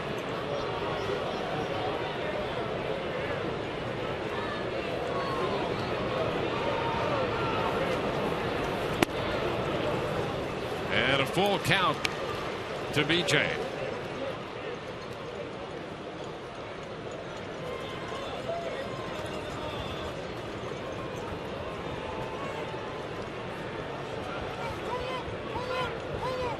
Time called.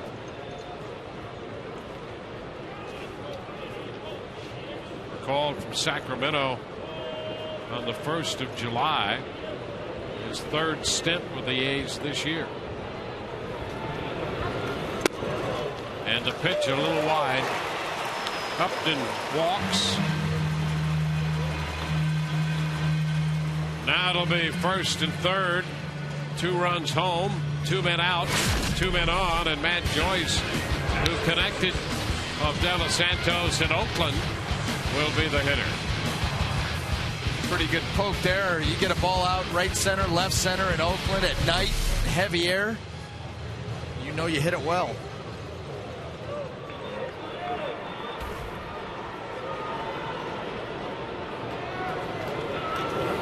And the pitch lined into left. That's going to drop in front of Willingham. Kochman scores and Upton goes to third. Upton was breaking on the pitch, so he moves into third easily on the RBI single into left, and the Rays make it 4-0. Well, most of the time you see guys on a baseball field get handcuffed at the plate. Willingham here gets handcuffed on a line drive that he maybe, with a better read and a better first step, could have caught. Matt Joyce lines this ball out here, and watch how close the bounce is to Willingham. I mean, right on top of him. He gets right into the midsection. He did not get a good read on that ball off the bat of Matt Joyce and did not have a quick first step. And that ball ate him up. Robinson Chirinos. There goes Joyce, and there will be no throw. Pitch a strike to Chirinos, and Joyce picks up a steal. Well, you saw B.J. Upton break right away off De Los Santos. So does Matt Joyce. Obviously, the Rays, through their scouting, there's a chink in the armor here with De Los Santos, and they are going after him. Cut the miss. Threw him a breaking pitch. 0-2. So all 4 runs charged to the starter, Moscoso.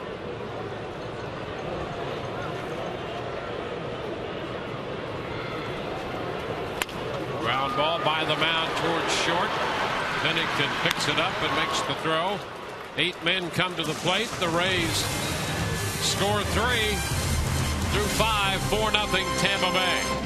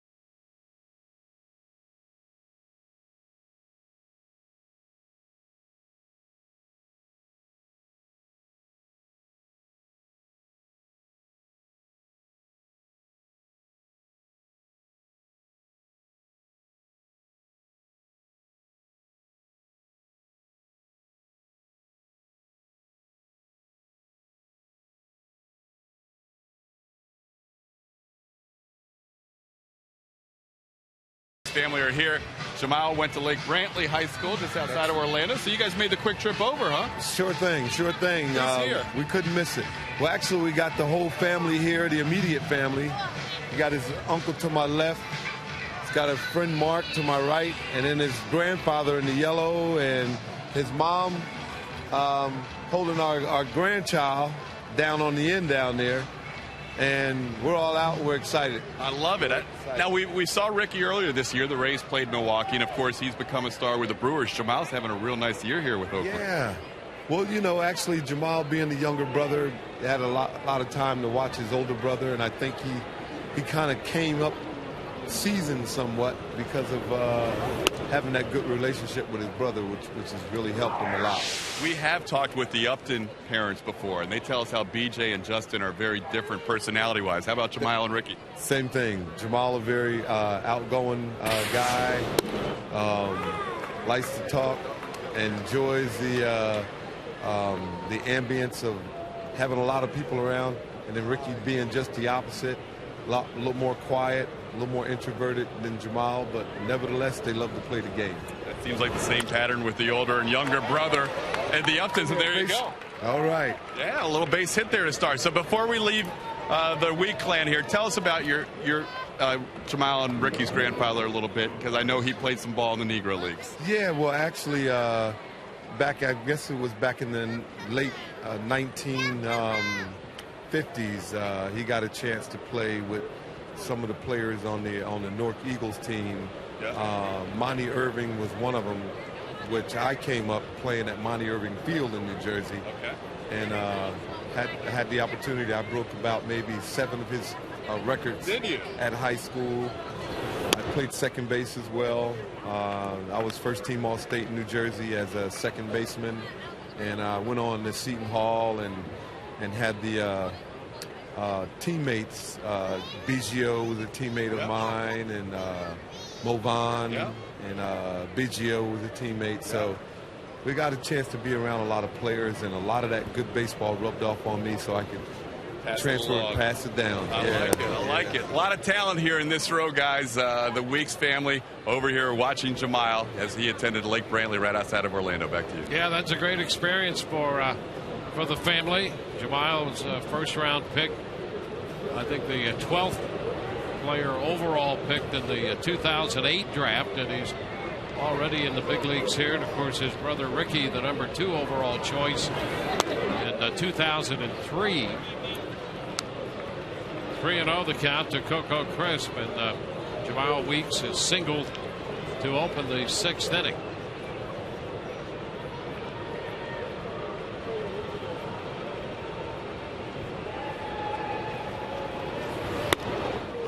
There's a strike to Crisp. The Rays have opened a 4-0 lead, and with this base hit by Weeks, it's the 3rd time tonight that the A's have put the leadoff man on. They had Jackson open the 5th with a base hit. Now Weeks opening the 6th. Weeks also walked to open the game. And a high fly ball hit deep down the line. Joyce will go to the wall, and that's going to get out of here. A home run by Coco Crisp. And just like that, it's a 4-2 game. Well, a 3-1 pitch, and Crisp hits his 5th home run of the year. Well, Weeks with a leadoff single. Now you're thinking hitting and running. Your small ball here from Oakland. Don't expect this. A fastball down the middle, and Coco Crisp juices this ball. Gets some good carry, some good height. That pitch right down the middle of the plate, thigh high.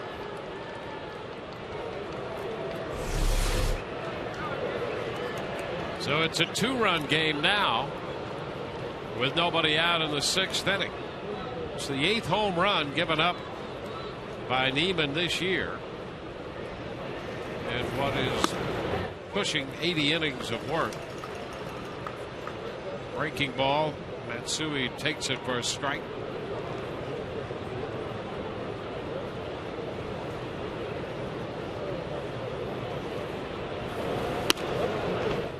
And a little bit high with the breaking ball, and Matsui lays off. Count is 1-1.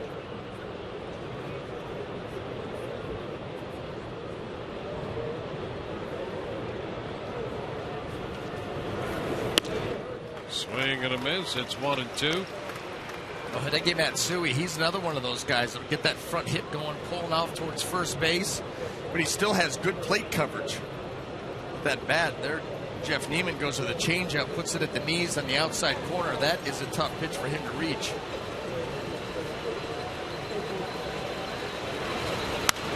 It's fouled out of play. But still a 1-2 count on Matsui. You see what that changeup does. Because he missed that so significantly, all of a sudden the next pitch is a 92-mile-an-hour fastball, and Matsui's thinking, okay, maybe changeup. You saw how late he was on that swing. That wasn't 102, that was 92. But that changeup slows down your reaction time a little bit, and that fastball jumps on you a little bit quicker. And there is strike 3 call. He got him looking on the fastball. So he definitely got him thinking in that at bat. He did. He got into Matsui's head, and what's pretty significant about that is coming into this ball game, Hideki Matsui, since the All-Star break, had 79 plate appearances, and then you add up 80, 81. This was his 82nd plate appearance since the All-Star break, only the 4th time that he has struck out. And that was Jeff Neiman getting in his head with that good changeup and then surprising him with 2 big fastballs. Now Willingham pitches up. A ball and no strikes. 6 strikeouts for Neiman tonight, and that opening walk to Weeks, the only walk he's given up. Here's a high pop-up left side, and Rodriguez at shortstop makes the catch. That was a towering pop-up. 2 gone. Well, for all the latest news, in-depth investigative reporting, and sports coverage, sign up for the St. Petersburg Times. And for home delivery, call 877-THE TIMES. Bases empty, 2 outs, and here's David DeJesus.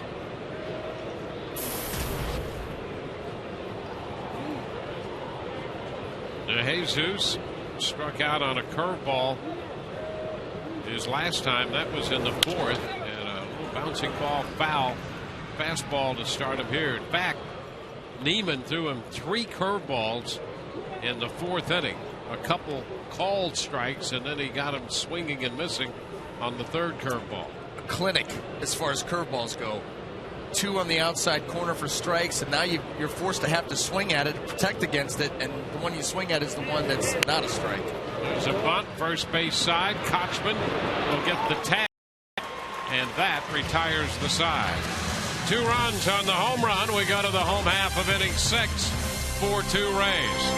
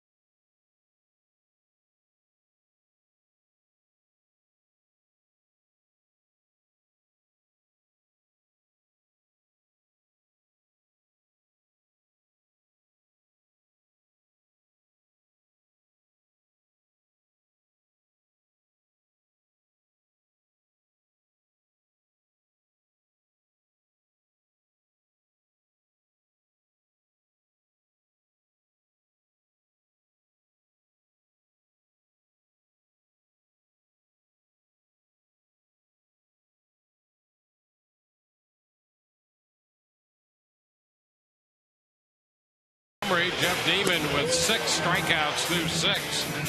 The Rays gave him a lead in the 4th.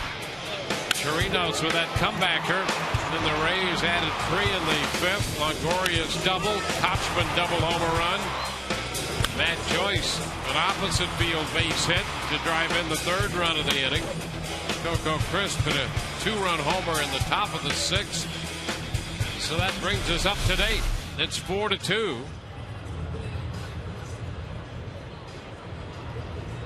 And as we go to the home half of the inning, Sean Rodriguez will lead off against a new pitcher, Greg Breslow, out of Yale University. Sean goes after the first pitch, a fastball, lifts a high pop fly short left, and Willingham makes the catch. That's the first out.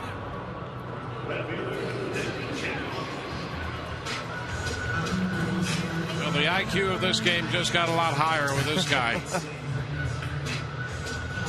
Has a degree in molecular biophysics and biochemistry from Yale. It's tough to pronounce, let alone pass. Yeah, absolutely. I told you the game just got smarter. We stayed the same. Jennings takes the pitch, and that's ball 1.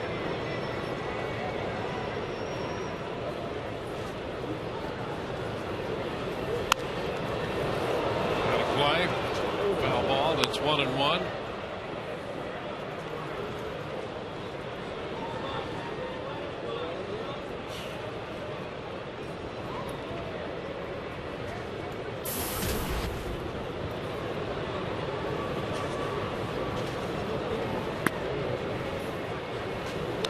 Down. It's 2-1.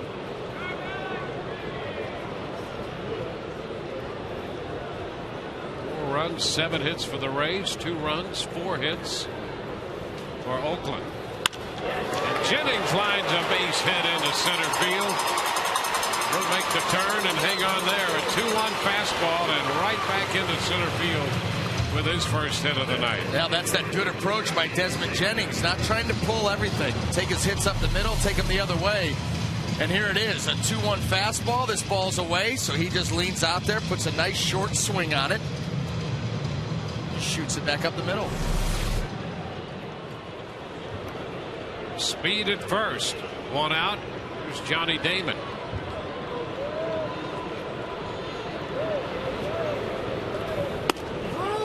A bit close. A ball, no strikes.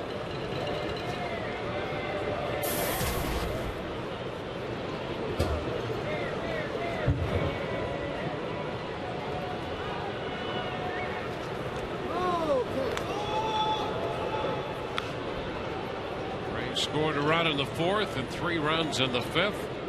Oakland 2 in the 6th inning.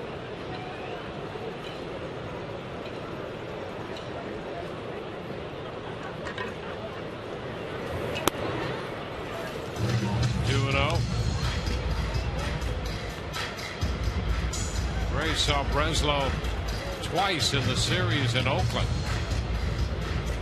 And in the last game, got to him.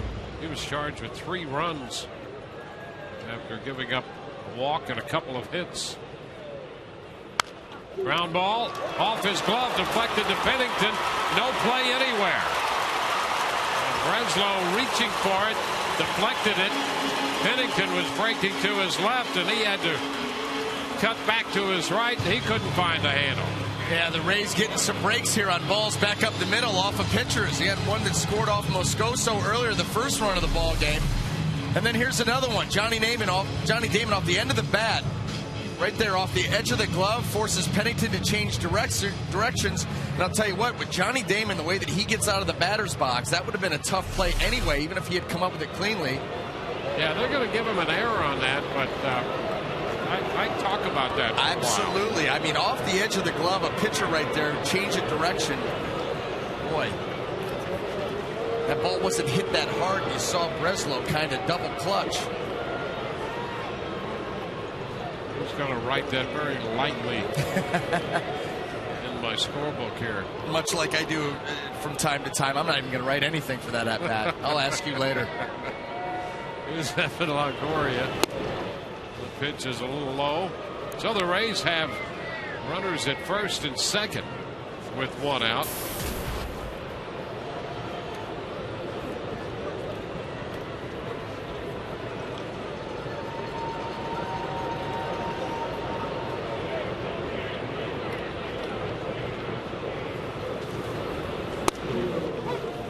Strike is called.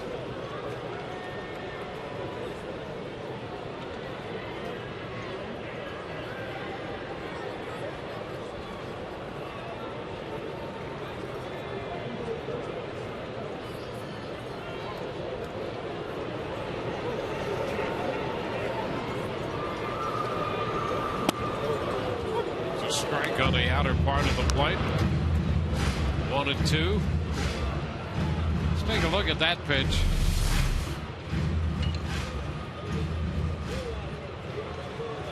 That's what we're used to seeing from Fletcher, but he's been a lot tighter tonight. Yeah, it's just inconsistent.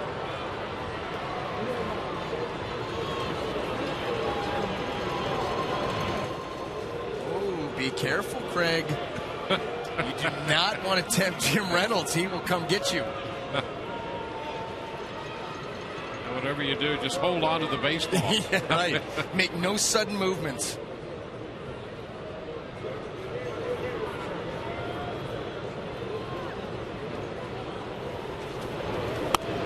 Upstairs.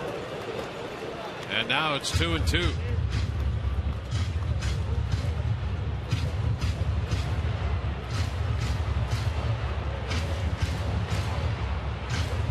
Rays trying to add to their lead. At one point it was 4-0, and now it's cut in half at 4-2. And did he go? Yes, he did. Longoria could not check. He is out on strikes. Well, nasty little slider here by Breslow, and Evan, that is a little bit too far. Good call by Jim Reynolds on the appeal. It's a big out there for Breslow, and now it's up to Ben Zobrist here with 2 outs and 2 on.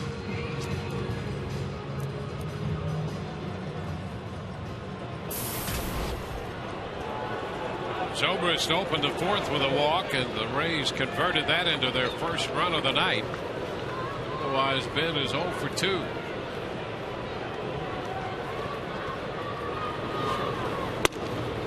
And there's a strike on the corner.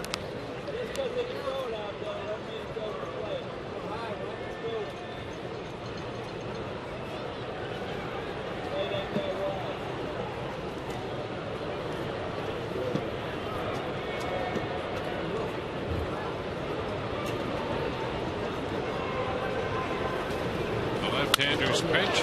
Zobrist takes it up the right side, but it's going to be foul. On hopping that low wall behind the bullpen. And it's an 0-2 count.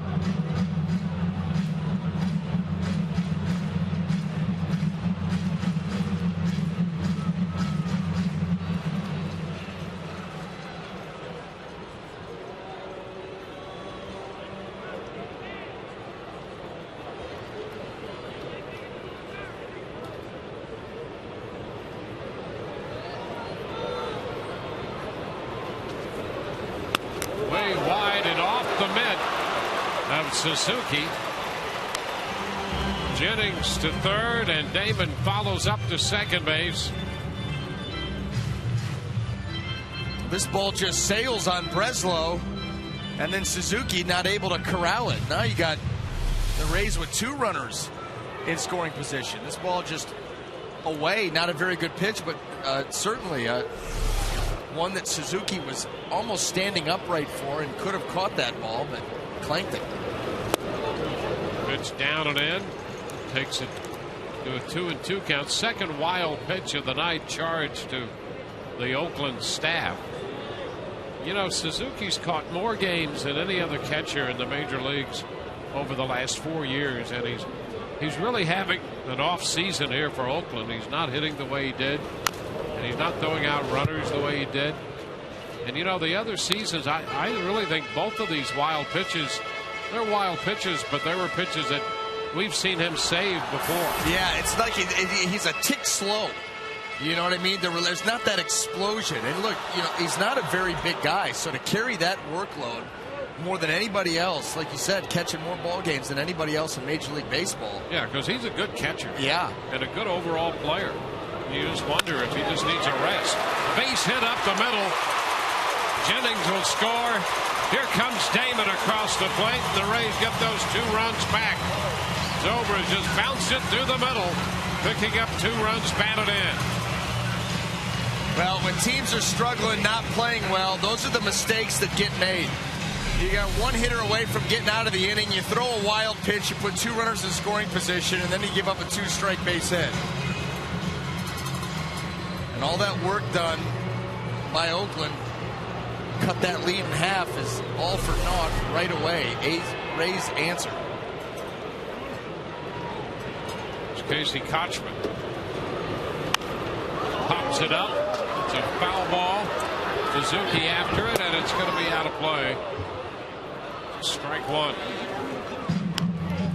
We're talking about Kochman's extra base hits, and if you look at what he did when he got here in April and then through May, and what he's done June and July, and we're just the first few days here in August, he's really doubled his output in extra base hits in the last couple months.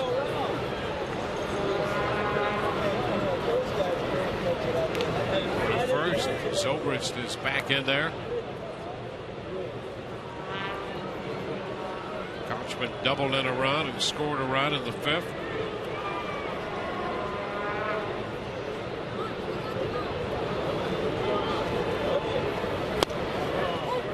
Strike. 0-2.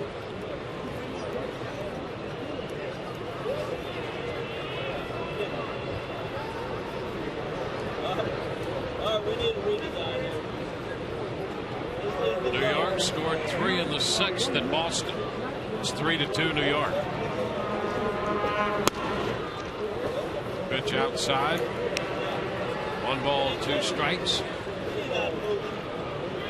Anderson and Swisher had RBI doubles in that inning.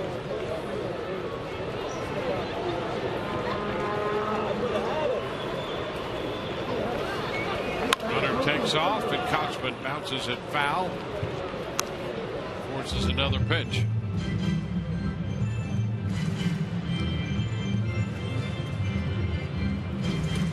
So the Red Sox are coming in to hit in the bottom of the 6th, down 3-2. Here the Rays lead 6-2.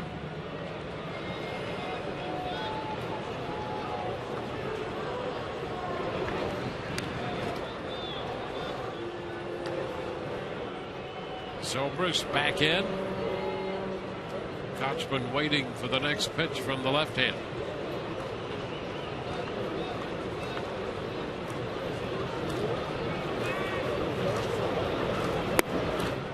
Takes one over but low.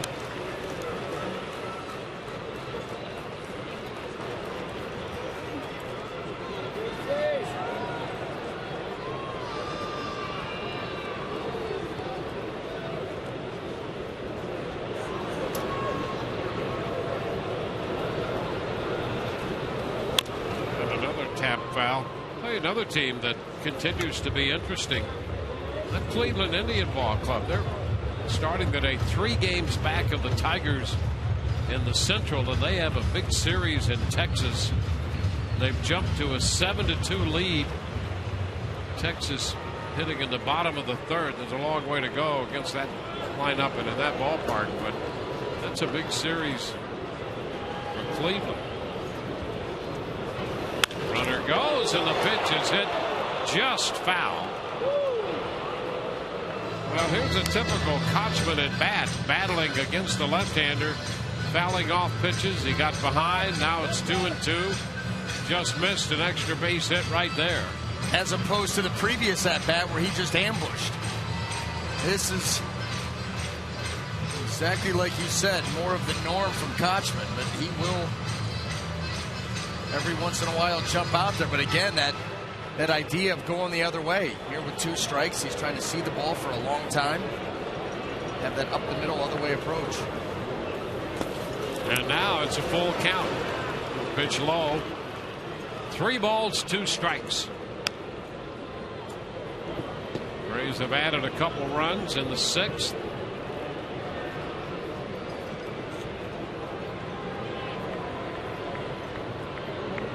They've out hit Oakland 9-4, and they lead 6-2.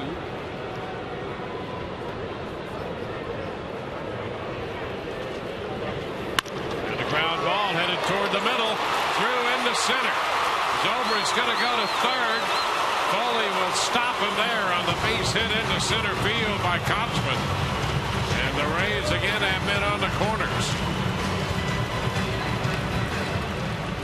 Talk about that up the middle, other way approach. There it is. Kochman again. A really good at bat, fouling off some tough ones. Gets one here away. Just spanks it right back up the middle. Weeks with a diving attempt. He comes up empty and extends this inning. Well, B.J. Upton will be up here. He's been on 3 times tonight. That was on his last 2 at-bats and extra innings yesterday.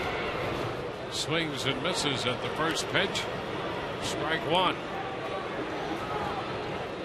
Brian Fuentes, the lefty, loosening in the bullpen now.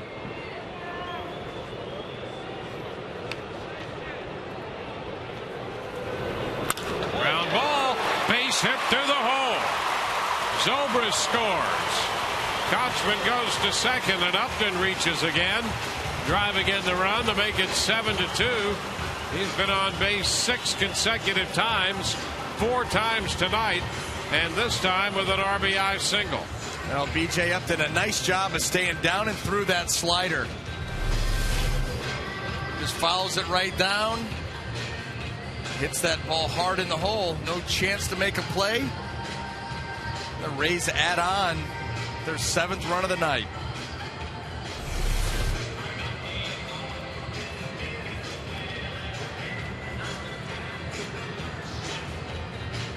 The Rays had 3 runs home.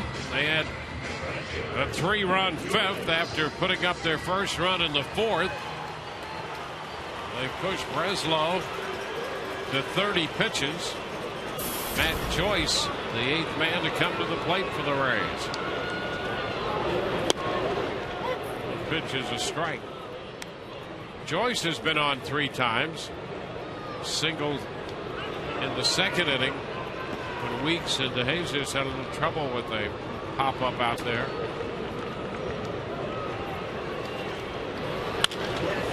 Bouncing ball right side. Weeks tosses it over to Jackson.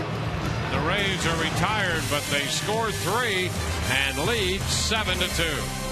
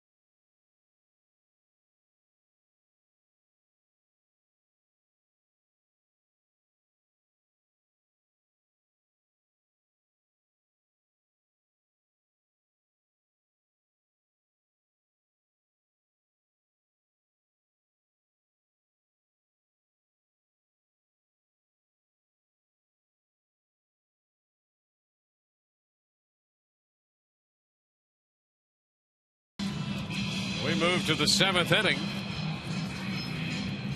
Neiman has made 85 pitches, allowing 2 runs on 4 hits in the front 6. 6 strikeouts and just the 1 walk, and that was to the first man he faced. Connor Jackson will open the 7th. Then Cliff Pennington and Kurt Suzuki.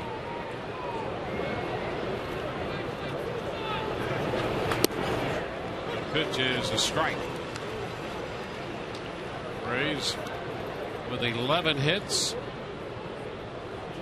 7-11-0 for the Rays and 2-4-1 for Oakland.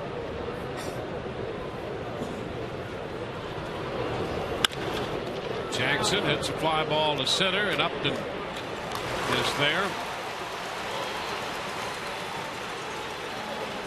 Now stop into your local Hess Express and grab your 2011 Rays pocket schedule that includes a $5 off coupon for a pair of lower level tickets to see the Rays on Saturday nights. Hess Express is the presenting partner of the Rays 2011 Summer Concert Series here at Tropicana Field.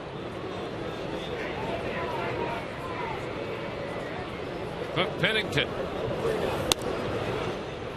Pitch is outside. Big night planned tonight. The Go-Go's performing after the game. Tomorrow, the Goo Goo Dolls. So it's a big weekend. 1-1. We had a good time at Joe Madden's summer social. Yes, we did. Met a lot of great people and enjoyed our time with them. Appreciate their loyalty to our telecast. They'll just strike us 1-2. The one thing I come away from that thinking is they're smarter than we are because they really get it. I was going to say, how about the knowledge of our telecast? Yeah. And I'm not just talking about the baseball stuff. Oh, yeah. The whole thing. They're dialed in. They're right there. Yeah. Yep. Yeah, that was impressive and a lot of fun.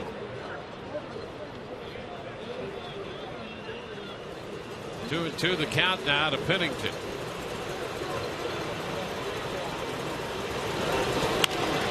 And a little pop. Zobrist retreats and makes the catch. 2 up and 2 down. Well, here is one last look at tonight's AutoWay text poll question. Text your vote to 789-789. Standard message and data rate supply. What is your favorite part of the 80s? TB1, the music. TB2, the clothes. TB3, the big hair. TB4, the TV shows. Or the add-on TB5, all of the above. Yeah, you're going for all of the above. I am going for all of the above. There's Kurt Suzuki. The pitch is a strike. Whoa. Oh, look at the collar. Hey. What's more impressive on this photo? The look, the collar, the gold chain, or the chest hair? It's all 80s. I say all of the above. Hey. TB5. I'm going to tell you something. I haven't changed at all. At all? No. I like that look, by the way. Keeping the 80s. Yeah. Yeah. Collar up. That was the 80s for sure.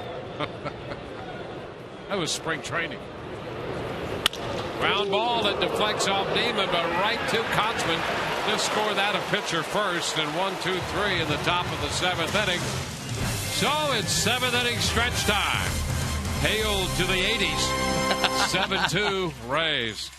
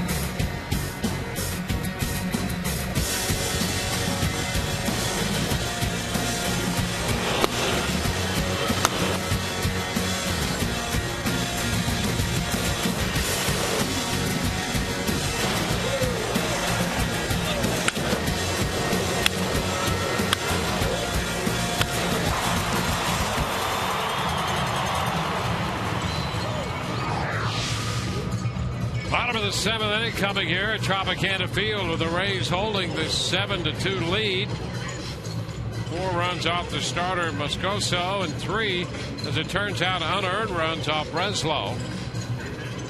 And the Rays are going to see another left-hander. Brian Fuentes comes on with Robinson Chirinos ready to lead it off here in the 7th inning.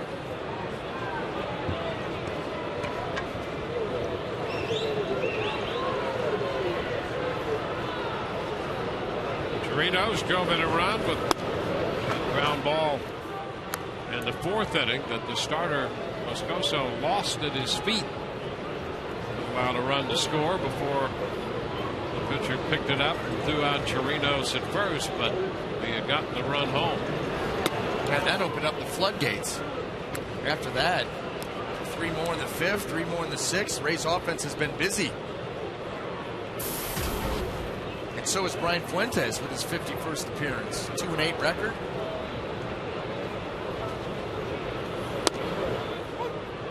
And he throws a strike. The Rays with 7 runs in this game. They had 7 in the 12-inning victory over the Blue Jays yesterday.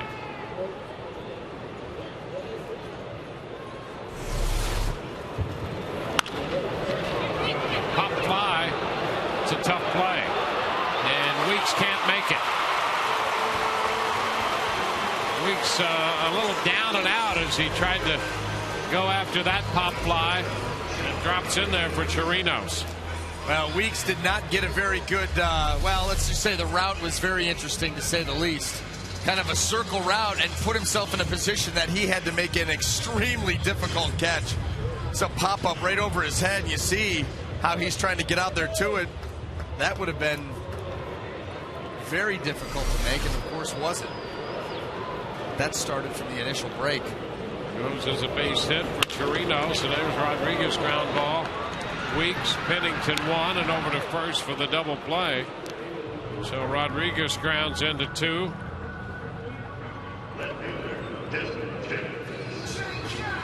Base is going to be empty for Desmond Jennings.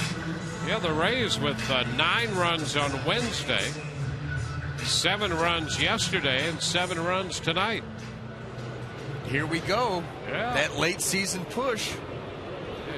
Madden's not waving the towel. No, and I'm going to tell you, you get the feeling, too, that there's going to come a time here in the next couple of weeks where you're going to look around and say, you know what, these guys can do this. There's going to be one last good run in them to get within striking distance, and then we'll see. 1-0 to Desmond. So Jennings makes a difference in this lineup. 1-1. I'll tell you, he has good, consistently good at bats. I mean, what's he hitting now? He came in hitting 354, and he has a hit tonight, so he's still up over 340. He's probably not going to hit 340, right. But what you like is his approach. So there's going to be a stretch where he's going to go a few games, maybe not get a hit here or there, but his approach is good.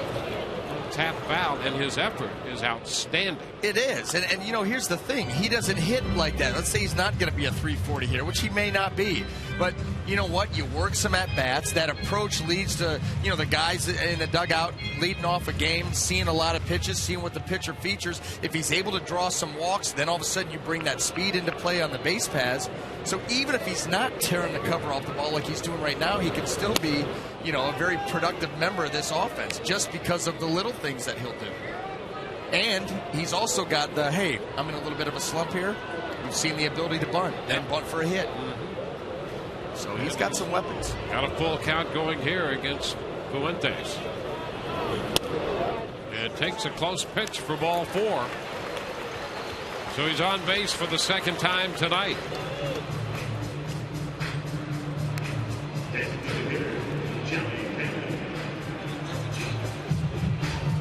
Johnny Damon will bat.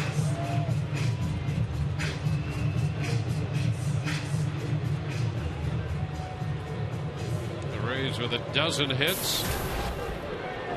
They had 7 runs, 12 hits yesterday, 7 runs, 12 hits tonight, and 9 runs, 12 hits on Wednesday. This pitch way wide, down and away, 1-0.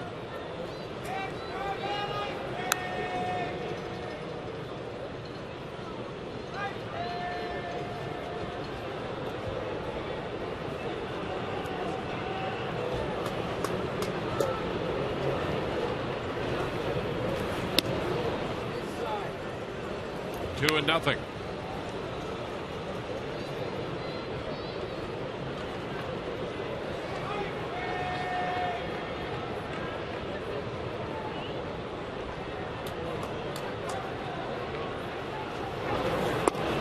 The runner goes. The pitch is a strike, and there's just not a play. Really no play as Jennings steals the base easily. Yeah, Suzuki trying to rush that throw, knowing Jennings' speed.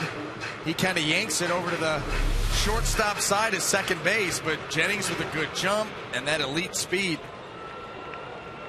No chance.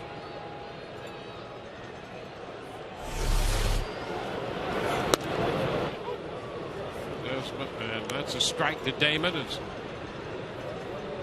Desmond Jennings is now in scoring position with 2 gone.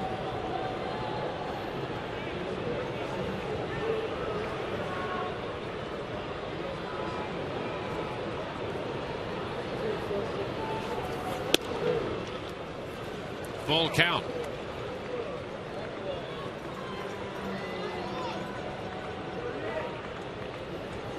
Damon singled and scored in the 5th. A base hit in the 1st inning.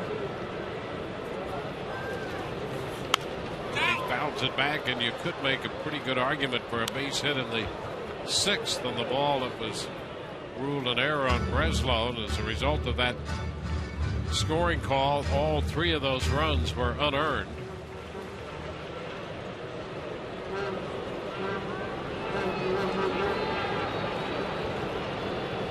A chopper to the right side, charged by Weeks, and the throw to first. That takes care of the Rays. We're through 7. Still 7-2 Tampa Bay.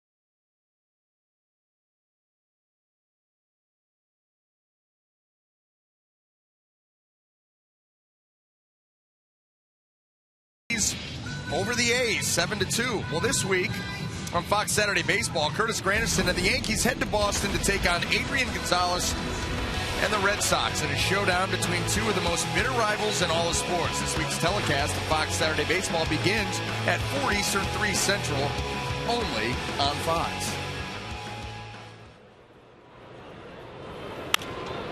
As we go to the 8th, Scott Sizemore fouls away the first pitch, and it's out of play. Strike 1. The number 9 hitter, Weeks next, and then Crisp. Ground ball by the mound to second. Zobrist picks it up and makes the play. Sizemore is out of there.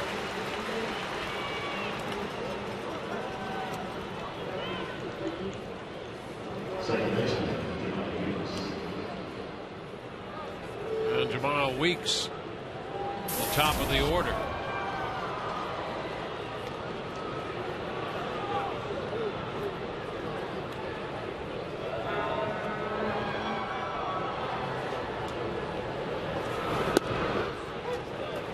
is a strike.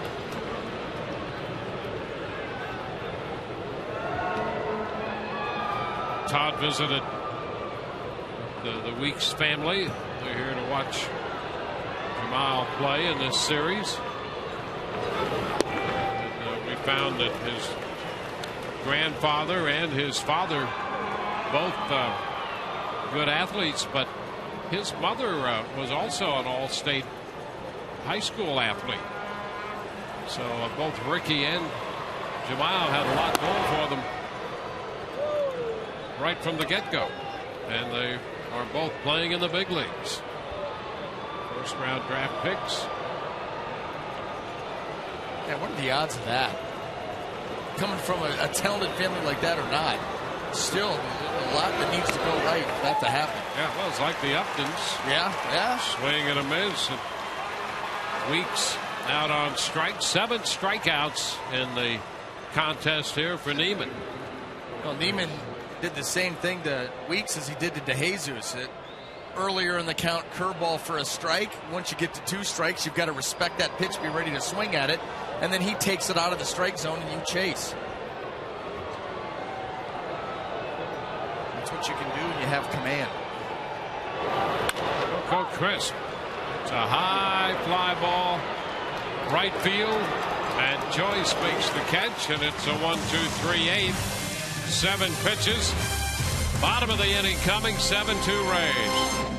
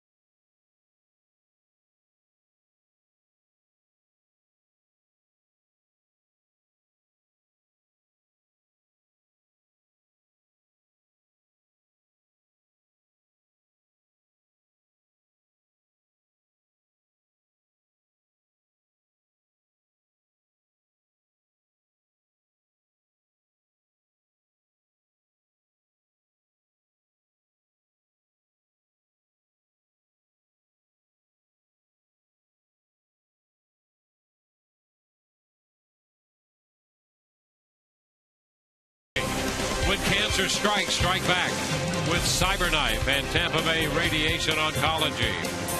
By 30 minutes or less in theaters August 12th. Rated R. By your greater Tampa Bay area Buick GMC dealers. And by Checkers. Feast on.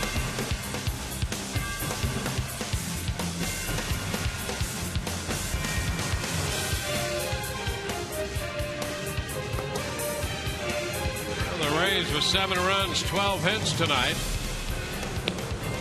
Last time the Rays had 12 or more hits in 3 straight games on the same homestand about last year in April when Oakland was in town. April 27th, 28th, and 29th of last year. They had 12 hits, 14 hits, and 15 hits. They have 12 hits tonight. 12 hits in the game yesterday against Toronto, and 12 hits Wednesday night against the Blue Jays. Grant Balfour is going to be the new pitcher for Oakland. Good numbers for Grant, on for the 44th time. ERA 1.88, 43 innings of work, 43 strikeouts, and that opponent average very good at 187. Up to his old tricks. He faces Evan Longoria, who doubled in a run and scored in the 5th. ball, no strikes. Zobrist will follow, and then Kochman. That's a strike.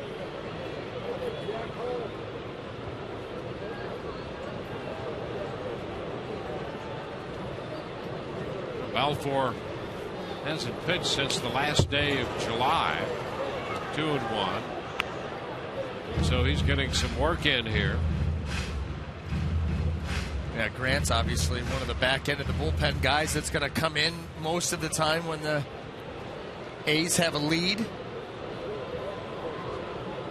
Can't sit out too long. And the pitch is ball 3. 3-1.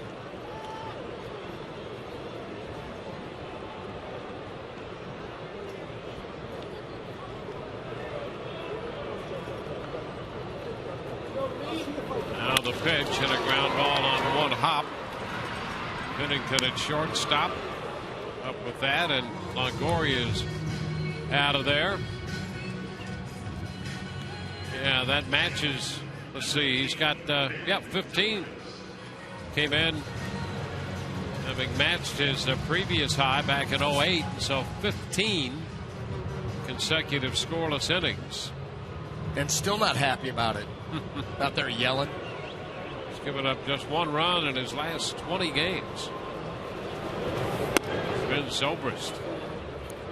Pitch is too low, a ball to no strikes.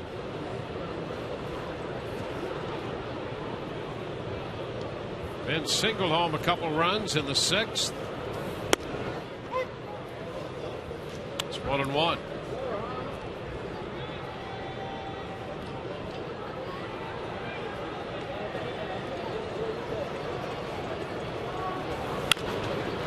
Chopper foul.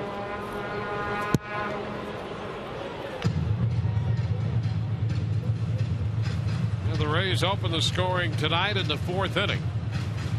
4 of their 7 runs charged to the starting pitcher Guillermo Moscoso.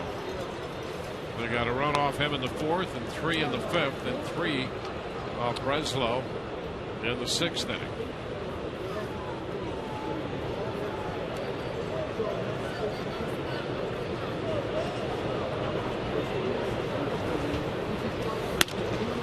It's high to Zobrist. 2-2. Fastball around 94 right there.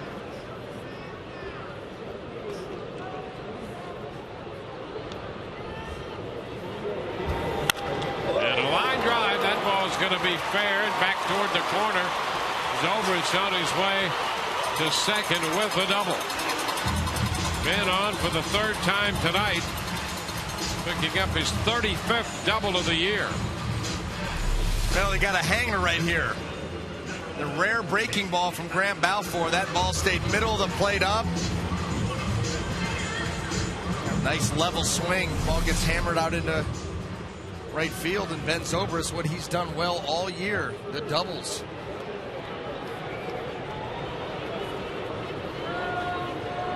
It's Casey Kochman.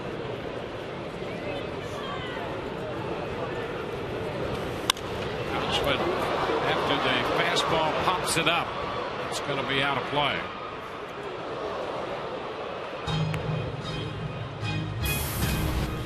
Kochman doubled and scored in the 5th when he drove in a run. Singled in the 6th inning.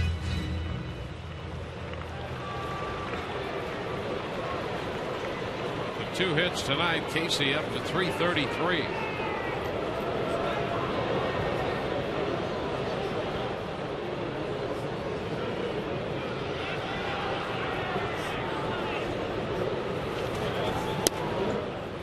Over but low.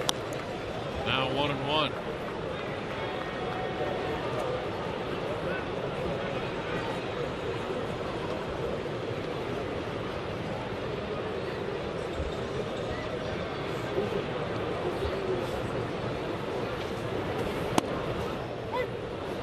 One ball, 2 strikes.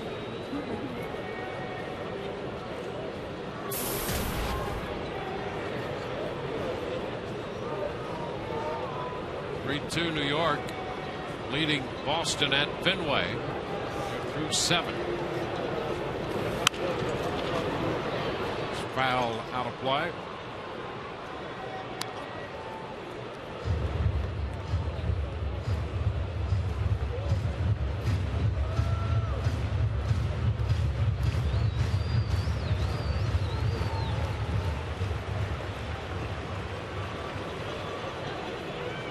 Balfour, the 5th pitcher of the night for the Oakland staff. Kochman is going to be called out on strikes on a fastball around the knees. And that's out number 2. Yeah, that was a low rider by Balfour. Kochman thinking this pitch may be down. He takes it, but that like a little hovercraft. Comes in there just above the knees. That's a good pitch. And that's going to be it for Balfour. He got some work tonight. We'll be back with a new pitcher in a moment.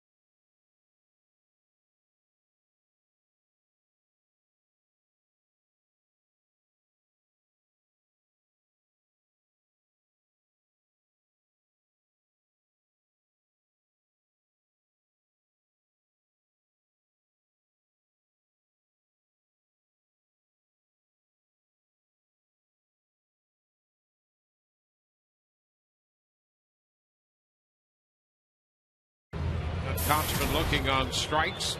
Zobrist is at second with a double. Andrew Bailey is on now to face B.J. Upton. And he powers that pitch by B.J. Strike 1. Upton has walked, singled, walked again, and then singled home a run his last time up in the 6th inning.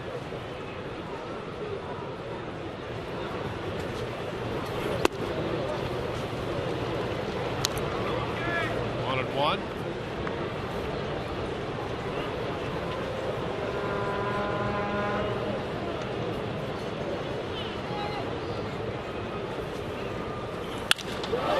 there's a shot into left center field.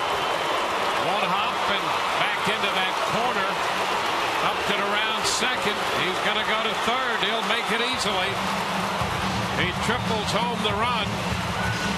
The run is going to be charged to Balfour. That makes it an 8-2 ball game as Upton is on for the 5th straight time tonight, and dated back into yesterday's extra inning game. He's been on base 7 straight times now. Well, and BJ played shading him a little bit towards right center, and he jumps all over that fastball by Bailey. That ball, nobody near it. The deepest part of the field is BJ. The triple. Joyce taking a strike. Well, Jay had a double and a triple in extra innings yesterday. Picks up another triple tonight. 1-1. Balfour left with a man on, and that's his run. Never very pleased about that. Joyce hits one deep the other way into left, and Willingham is there to make the catch. He's gone the other way a couple times tonight as well, and that could be a good sign for Joyce. Rays pick up a run through 8-2 Tampa Bay.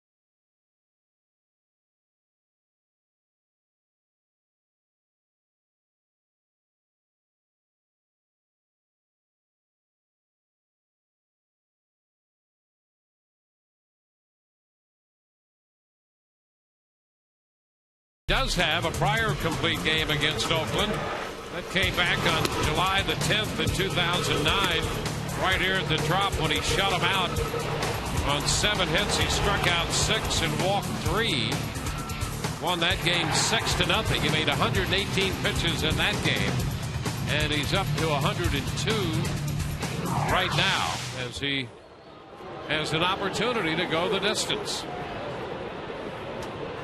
He has 3 complete games in his career, and all 3 have been shutouts.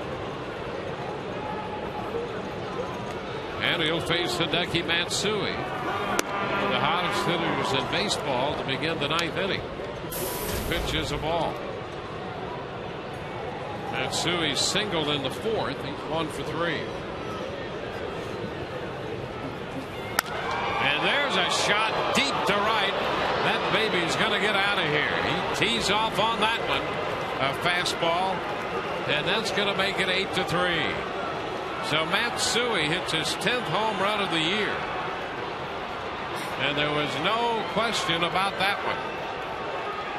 Jeff Neiman trying to get back into the count. Hideki Matsui sitting on a fastball out over the plate. That's exactly what he gets. This ball moving back towards the middle. Jeff wanted it away. You got a hot hitter at the plate. They don't miss mistakes when they're hot. You know, Neiman surprised him with a fastball in the 6th when he got him looking. Well, he didn't surprise him with a fastball in the 9th, and he hit it a mile. Now, that was all set up with that changeup. Yep. He do that quick changeup that he swung and missed at, and then all of a sudden 2 back-to-back fastballs, one with a very late swing, and then one he just took. But you're right, starting that at bat off, he was all over it. Cut and the miss on the breaking ball by Willingham, and it's 0-2. So it's an 8-3 ball game now.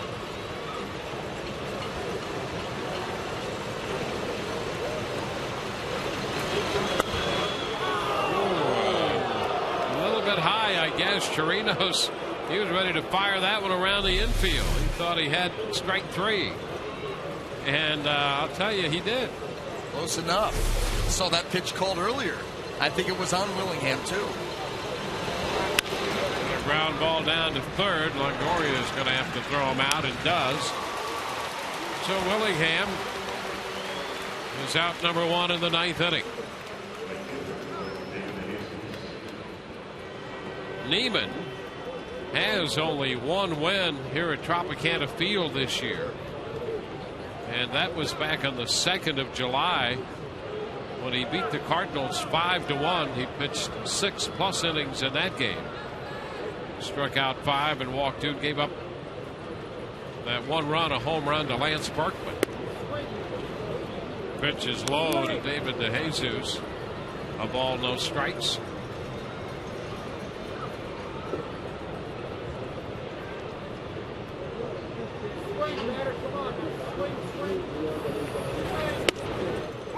It's in there at the knees. 1-1 now.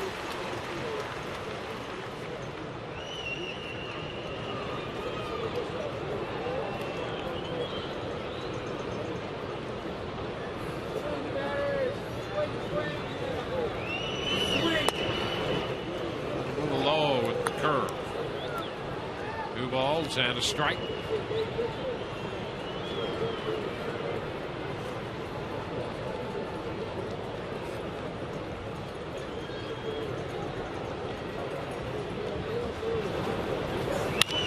And a line drive. That's going to be fair up the right side. Kick out to Joyce, and DeJesus is on his way to second. So that's a double. A home run and a double. And for the second time tonight, the A's have 2 hits in a single inning.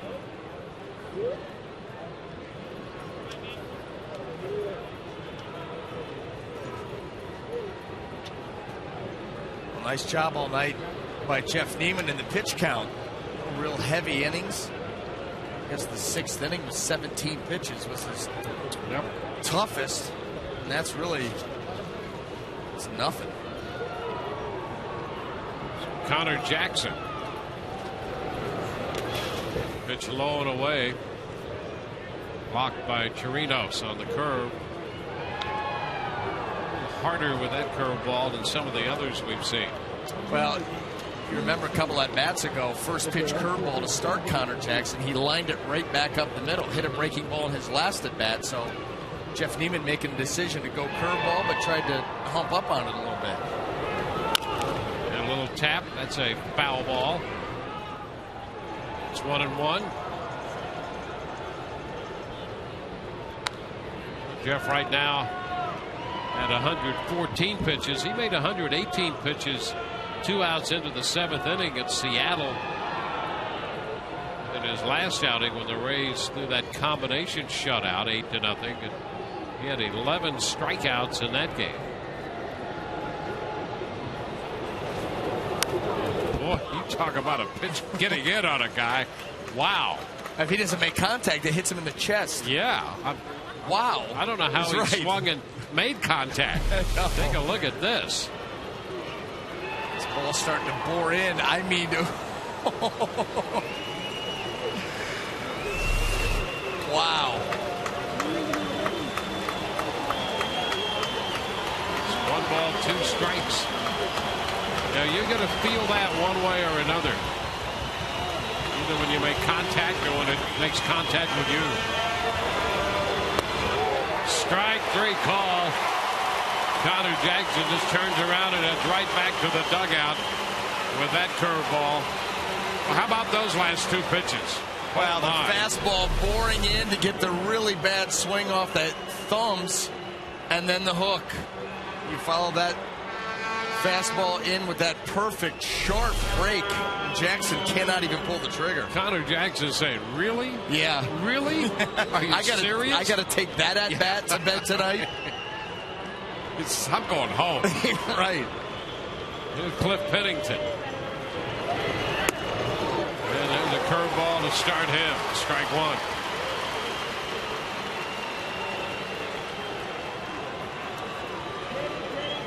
Pennington 0 for 3 with a couple strikeouts.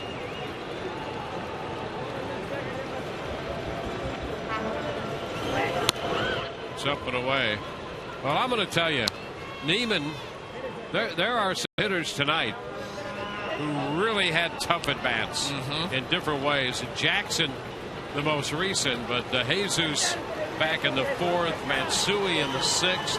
I mean, those were just textbook classic at-bats for a pitcher. toward the line and left, and a diving attempt by Jennings. He can't get there. The ball is fair and back in the corner. DeJesus will score, and there's no play at third as Pennington goes in with a triple. And so the Oakland A's have picked up a couple more runs here in the ninth inning. That makes it 8-4. Pennington got that one just fair, and a great effort by Jennings trying to end it for Neiman. And Joe Madden now is going to come out to get Neiman. Here's the attempt by Jennings. Trying to finish the game off for Jeff Neiman, and he's about a foot short. Oh, frustrating. So that's going to be it for Jeff Neiman, and he'll get a good hand from the Rays crowd here tonight. And I'm going to tell you, he's given up 4 runs, and he's going to leave with a man on third. But boy, did he make some pitches tonight. Really impressive.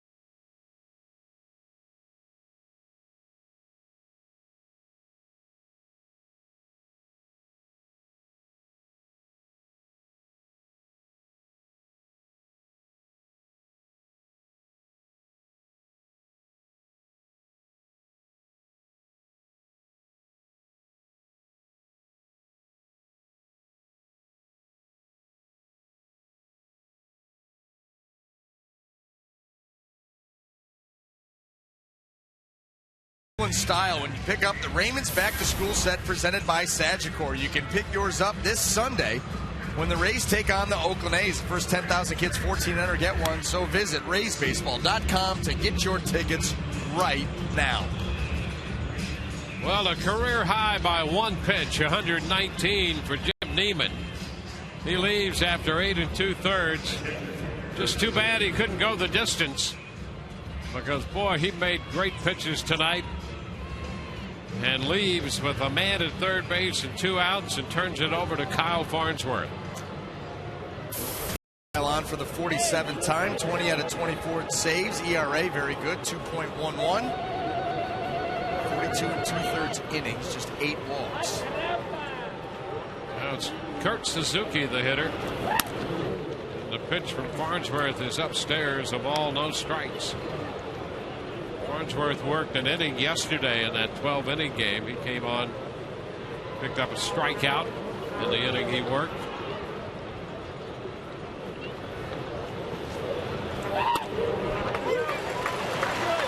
There's a strike, now 1-1. Nothing like taking 5 miles an hour off to get a little moving fastball over the plate at 93.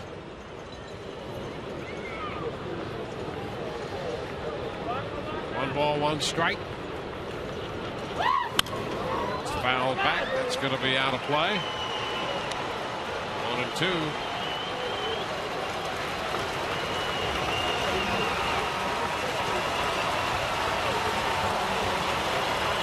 The Rays need 1 out to close this one out.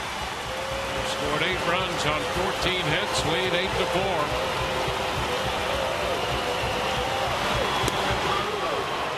Two and two. Suzuki takes the fastball with some downward movement on it around 98.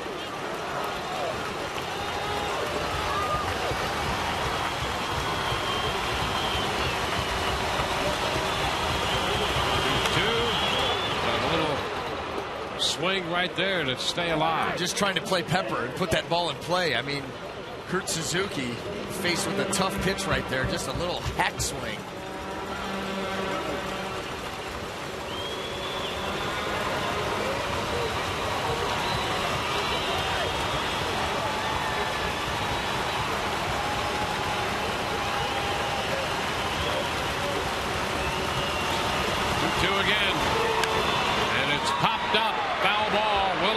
playable. Longoria is there. Rays win it. Suzuki fouls out to Longoria, and the Rays win this one. It's an 8-4 final. The Rays take the first game of the series. We'll be right back to Tropicana Field in a moment.